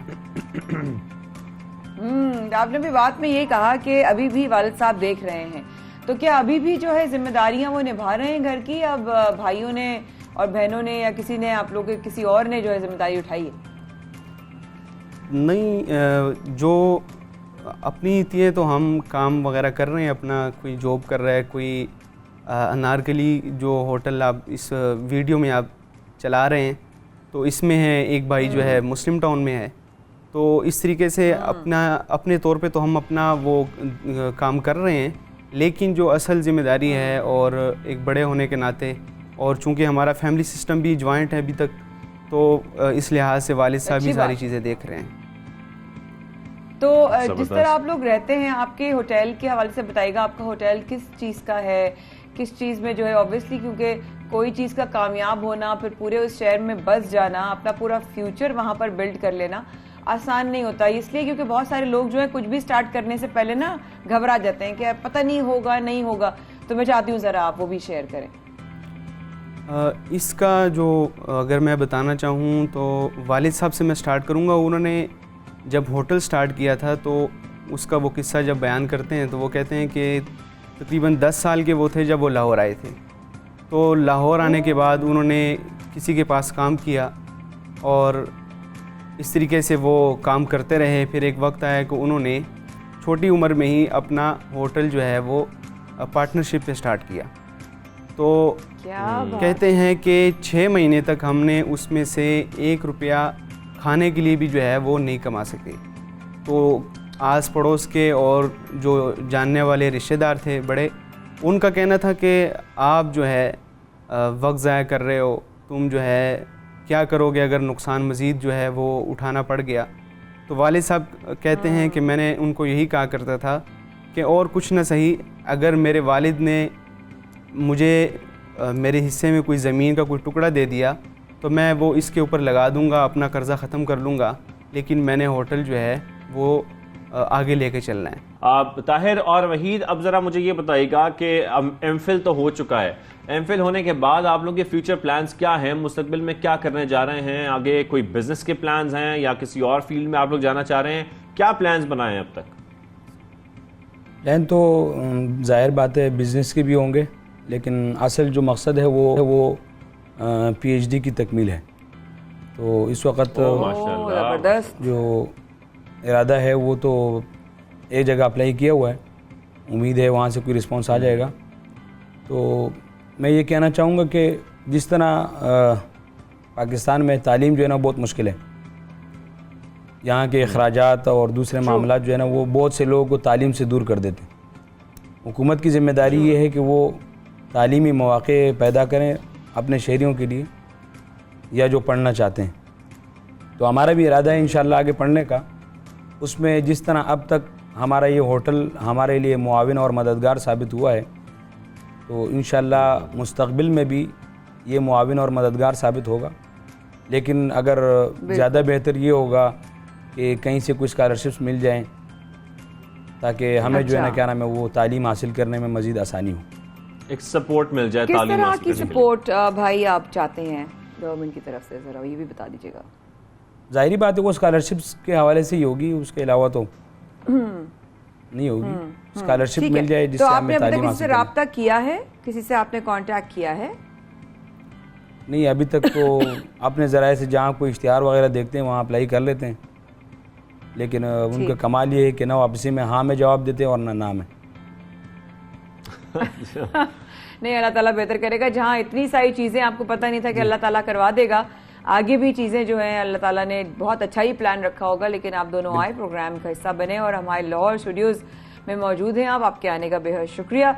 इंशाल्लाह बहुत अच्छे मामलात होंगे। और हमारी हुकूमत से दरख्वास्त है कि जो इस तरह के स्टूडेंट्स हैं जो मेहनत कर रहे हैं, कोशिश कर रहे हैं आगे बढ़ने की, तो जो भी ये पॉसिबल स्कॉलरशिप्स हैं वो एटलीस्ट इनको दी जाएं। और मैं ये भी समझता हूँ कि अगर ये कोशिश करते रहेंगे तो इंशाल्लाह इनको कोई ना कोई स्कॉलरशिप मिल जाएगी। बिल्कुल ऐसा ही है। और अब हम आपको इस सेगमेंट की तरफ लेके जा रहे हैं। एक्चुअली कल ही इस बारे में बात हो रही थी, मैं थी वाजिद खान के साथ और उनसे मैं बात करी थी। उन्होंने कहा कि आपके बलोचियों में, हम ये बलोच, तो उन्होंने पूछा कि आप लोग के बलोचियों में ज्वेलरी वगैरह बड़ी जो है वो भारी होती है। मैंने कहा भारी के अलावा क्रिएटिव जो मैंने कभी जिंदगी में किसी का नहीं देखा। लौंग के बने हुए हार जो है ना वो बहुत ज्यादा होते हैं, पूरे पूरे लौंग के बने हुए हार होते हैं, उसमें लौंग पिरोई जाती है और बहुत बारीकी के साथ। तो वो जो बेसिकली बलोची कल्चर है वो बड़ा रिच है। हमारे माशाल्लाह सारे कल्चर्स बहुत रिच है, लेकिन बलोची कल्चर्स को भी जो भी इंसान अपने कल्चर को, अपने रूट्स को जिंदा रखता है, शायद चाहे वो कोई भी जरिया अपनाए। तो ये आप जो जिक्र कर रही हैं ये उन पेंटिंग्स का कर रही हैं जो कि बलोची और कदीम जेवरात का इस्तेमाल करती हैं, जिन आर्टिस्ट का हम जिक्र कर रहे हैं। बिल्कुल ऐसा ही है, बिल्कुल ऐसा ही है। और हम बात कर रहे हैं ब्रेशना रेकी की। तो जनाब जिन्होंने पेंटिंग के जरिए अपने कल्चर को, बलोची ज्वेलरी के आर्ट को जो है उन्होंने बाकायदा उसको जिंदा भी रखा हुआ है, और जिस तरीके से वो इसको प्रमोट कर रही हैं उसमें बहुत सारी अरसे सालों तक ये लोगों को याद रहेगा कि कल्चर क्या है, ज्वेलरीज क्या है, कलर कितना है। सो आज हमारे साथ वो मौजूद है हमारे प्रोग्राम में, तो उनसे बात करते हैं। बिल्कुल ब्रेशना, आपको खुशामदीद कहते हैं सुबह सवेरे पाकिस्तान में। क्या ठीक ठाक, अस्सलाम वालेकुम। वालेकुम अस्सलाम। आपने प्रोग्राम में टाइम निकाला। ये जिस तरह आप पेंटिंग्स बना रही, क्या मैं सही बता रही हूँ हमारे कल्चर्स में जो है वो ज्वेलरी वगैरह की बड़े खास चीजें होती हैं? आपने क्या क्या पेंटिंग्स अपने बनाया, कदीम जेवरात का आपने जो है वो इस्तेमाल किया, उस जरा प्लीज जरा बताइएगा उसके बारे में। जी जी, मैं बलूचिस्तान की जो ट्रेडिशनल ज्वेलरीज हैं वो यूज की हैं, और ऐसी भी ज्वेलरीज हैं जो यूजुअली लड़कियां जो फेंक देती हैं उसको भी रिसाइकल किया अपनी पेंटिंग्स में। ओ, रिसाइकल कौन कौन सी ज्वेलरीज की आपने ब्रेशना? जो लड़कियां यूजुअली पहनती नहीं हैं, और ऐसी भी ज्वेलरीज हैं जो अभी तो फैशन में भी नहीं है, तो वो बलूचिस्तान की जो ट्रेडिशनल ज्वेलरीज हैं वही मैंने यूज कर दी हैं। जी नहीं, तो जरा सबसे पहले तो हमें बताएं कि इसके पीछे कहानी क्या है, कि कदीम जेवरात बनाने के पीछे क्या राज है या क्या वजह है कि आपने ये फैसला किया हाँ कि मुझे ये जो कदीम जेवरात हैं इनकी पेंटिंग्स बनानी है? जी, वो बस थीसिस प्रोजेक्ट था हमारा, और मैं चाह रही थी कि कुछ मैं ऐसे क्रिएट करूं कि जो लोगों ने पहले नहीं देखा हो, ऐसी आर्ट फॉर्म हो जो बहुत यूनिक हो, बहुत डिफरेंट हो। तो इसलिए बहुत एक्सपेरिमेंट्स करने के बाद मेरी मदर ने सजेस्ट किया कि ज्वेलरीज को भी ट्राई करना चाहिए, और फिर हम लोग इस ट्रैक पे आ गए। नाइस ब्रेशना, अभी मैं शाजिब को बता रही थी कि हाँ लौंग के हार का बड़ा हमारे यहाँ जो है ना वो, ये बलोच है ना, ये बड़ी चीजें मुझे बताती रहती हैं कि बलोचों में क्या होता है। तो वो लौंग के हारों का कुछ आपने किया, कुछ बनाया? Because I am very intrigued to know, please बताइएगा। बस डिफरेंट ज्वेलरीज यूज करती हैं जो जो हमें मिल जाती हैं। एक स्पेसिफिक ज्वेलरी को मैंने अभी तक ट्राई नहीं किया कि चलें हम लोग एक ही प्रोडक्ट को लेके चलते हैं। जो डिफरेंट मटेरियल मुझे मिल जाता है तो फिर हम लोग उसी से बनाते हैं, फिर उसमें लैंडस्केप, पोर्ट्रेट और इस तरह की डिफरेंट चीजें सब ऐड हो जाती हैं। अच्छा ब्रेशना, आपने इसकी ट्रेनिंग ली है किसी से या आपको शौक था, फिर आपने कोशिश की और फिर माशाल्लाह आप इतनी खूबसूरत पेंटिंग्स बनाना शुरू हो गई? वाह जी वाह। नहीं, ट्रेनिंग तो नहीं थी, लेकिन मैंने फाइन आर्ट्स का कोर्स किया हुआ है, तो वहीं से सीखने के बाद ये अच्छा ये बताइए आपने सबसे ज्यादा कैसे लोग कौन सी पेंटिंग्स को ज्यादा एंजॉय करते हैं? फीडबैक सबके किसके बारे में बहुत ज्यादा अच्छा आया, फरमाइश बहुत आई, उसके बारे में आप जरूर बताइए प्लीज। जो ये मेरी हॉर्स वाली पेंटिंग्स होती हैं वो लोगों को बहुत पसंद आती हैं, और अभी जो मैंने न्यू स्टाइल इंट्रोड्यूस करवाया है ज्वेलरी का, कि जस्ट ज्वेलरी होगी और वो एनिमल फॉर्म में होगी, वो मैं नोटिस कर रही हूँ कि लोगों को बहुत पसंद आ रहा है। वो कल्चर को भी रिप्रेजेंट कर रहा है। कौन सा है आपका? Oil, water? ऑयल पेंट्स हैं। ऑयल पेंट पे ज्यादा आपने काम किया है। तो अब ये बताइए कि आगे क्या प्लान्स हैं इन एग्जीबिशंस को लेके? कहीं जाना है, कोई अप्रोच करनी है, कोई ऐसी दुआ करानी, हम दोनों भी शामिल हो जाएं उस दुआ में, तो बताएं आगे के प्लान्स। जी, एग्जीबिशंस की प्लानिंग है, और मैं चाहती भी यही हूँ कि जहाँ डिफरेंट पाकिस्तान में हो एग्जीबिशंस तो हम लोग वहाँ पे पार्टिसिपेट करें। पूरी टीम है तो हम सब लोग अपने जो आर्ट फॉर्म्स हैं वो वहाँ पे इंट्रोड्यूस करवाएं। स्पेशली ये जो ज्वेलरी का काम है ये मैं चाहती हूँ कि और भी ज्यादा मतलब लोगों को पता चले इस बारे में। अच्छा, और ऐसे में पेरेंट्स की या बहन भाइयों की सपोर्ट कैसी रही है आपको, या दोस्त आपके काम को सराहते हैं कि भाई आप तो बड़ा जबरदस्त काम कर रही हैं, इसको हमें किसी बड़े स्केल पर लेके जाना चाहिए? सपोर्ट तो पेरेंट्स की तो होती है, और फ्रेंड्स तो वैसे ही कर रहे होते हैं, और नाउ आई एम मैरिड, तो फिर अल्हम्दुलिल्लाह मेरे इन-लॉज भी बहुत सपोर्ट करते हैं। माशाल्लाह। तो सपोर्ट तो मुझे हर जगह से क्या बात है, क्या बात। तो ये आपको इंस्पिरेशन शादी के बाद मिली है ये पेंटिंग करने की? नहीं, पहले से, फ्रॉम माय मदर। अच्छा, पहले से थी। Oh, from your mother. Very nice, very nice. तो बस हम चाहेंगे, ये जरूर बताएं मुझे, सॉरी मैं प्लीज आप करें, मेरे ज़हन में ऐसे कोई सवाल नहीं था, आप करें प्लीज। मैं आपसे जरूर चाहता हूँ कि मुस्तकबिल में आपके, क्योंकि हमारे यहाँ आर्ट्स को मैं चाहता हूँ कि जितना प्रमोट किया जाए वो अच्छी बात है, म्यूजिक, आर्ट और ये सब चीज़ें जो हैं, लेकिन उसके लिए बाकायदा तौर पर कोई प्लेटफॉर्म्स नहीं होते। इंस्टीट्यूशंस हमारे यहाँ हैं लेकिन बहुत महदूद हैं जहाँ पर ये बच्चे ट्रेनिंग हासिल कर रहे हो या तालीम हासिल कर रहे हो। आप चाहती हैं कि मुस्तकबिल में आप खास तौर पर जो हमारी कदीम रिवायात हैं उसको कंटिन्यू रखने के लिए, इस तरह की पेंटिंग्स को कंटिन्यू रखने के लिए आप कोई ऐसा स्कूल कायम करें, कोई इंस्टीट्यूशन कायम करें, या ये ट्रेनिंग आगे बच्चों को भी दें? जी बिल्कुल। अब मैं जो खुद एक बिजनेस भी स्टार्ट कर चुकी हूँ, स्टार्टअप है करिश्मा स्टूडियो के नाम से।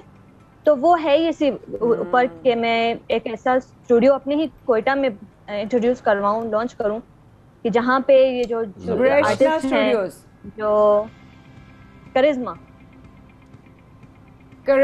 स्टूडियोज। अच्छा, आपको कोई फॉलो करना चाहे तो प्लीज अपने सोशल मीडिया के आप हैंडल्स भी बता सकती हैं। जी बिल्कुल, करिश्मा स्टूडियो के नाम से है फेसबुक पे भी और इंस्टाग्राम में और ट्विटर में भी। तो ये है कि अगर इस तरह आर्ट गैलरी मैं अपने बलूचिस्तान में पहले ओपन करना चाहूँगी, ताकि यहाँ पे जो लड़कियाँ हैं जो काम करना चाहती हैं, जो टैलेंटेड हैं, वो आके अपना काम वहाँ पे कर सकें और वहाँ पे हम लोग उनका काम सेल आउट कर सकें, क्योंकि दूसरों का और काम मैं जब बलूचिस्तान आया था, कोयटा है। आया था और वहाँ पे यूनिवर्सिटी के स्टूडेंट से मिला था, तो वाकई वहाँ पर बहुत टैलेंट है और वो बहुत कुछ करना चाहते हैं। उनको अगर अच्छे प्लेटफॉर्म्स फराहम किए जाएं तो कोयटा में बेइंतहा टैलेंट है। खासतौर पर वहाँ की यूनिवर्सिटी के स्टूडेंट्स जो हैं वो आर्ट्स हो, म्यूजिक हो, थिएटर हो, वो हर चीज़ में बड़े इन्वॉल्व हैं, बहुत कुछ कर रहे हैं। लेकिन उनकी इन्वॉल्वमेंट और उनकी डेडिकेशन तो है, लेकिन उनके लिए अच्छे प्लेटफॉर्म्स की जरूरत है, अच्छे वो तमाम इंस्टीट्यूशंस की जरूरत है जहाँ पर वो बाकायदा प्रोफेशनल ट्रेनिंग हासिल कर सके। Thank you. आप कुछ पूछना चाह रही? नहीं, मैं कुछ भी नहीं, मैं थैंक यू कहना चाह रही थी और गुड लक कहना चाह रही थी कि आप इतना अच्छा काम कर रही हैं, अपने कल्चर को, अपनी सकाफत, अपने ट्रेडिशंस को आप अलाइव रख रही हैं। Thank you so much. Stay blessed और आपका दिन और आने वाला वक्त बहुत अच्छा हो, इस दुआ के साथ। और इस दुआ ब्रेशना के लिए नहीं थी, ये दुआ हम सब के लिए है, एक दूसरे के लिए, पूरे पाकिस्तान के लिए, कि जिन हालात से हम गुजर रहे हैं। और आज हमने जो टेक्सटाइल पे हमने सेगमेंट किया, उससे पता चला कि जो कराची और पाकिस्तान का सिर्फ नहीं, पूरे हमारी कौम का जो इस वक्त सिचुएशन है वो पॉलिटिकल सिनेरियो की वजह से बहुत डाइसी है और हम बहुत ही अनबैलेंस सिचुएशन और ऐसे ब्रिज से गुजर रहे हैं जहां हमें समझ नहीं आता कि हम यहाँ गिरेंगे, हम वहाँ गिरेंगे, जिसमें पाकिस्तान की माइशत पे बहुत असर पड़ रहा है। मेरी सिर्फ दुआ यही है, आई एम श्योर हम दोनों की, ना करे कहीं पर भी गिरे, कहीं पे भी हम गिरें, हम संभले रहें। ऊपर वाला तो हमें संभालता है, हम एक दूसरे को नहीं संभाल पाते। इस पर बड़ा सोचने की जरूरत है। रखिएगा अपना ख्याल। कल शाहजेब और माया से होगी मुलाकात सुबह सवेरे पाकिस्तान में।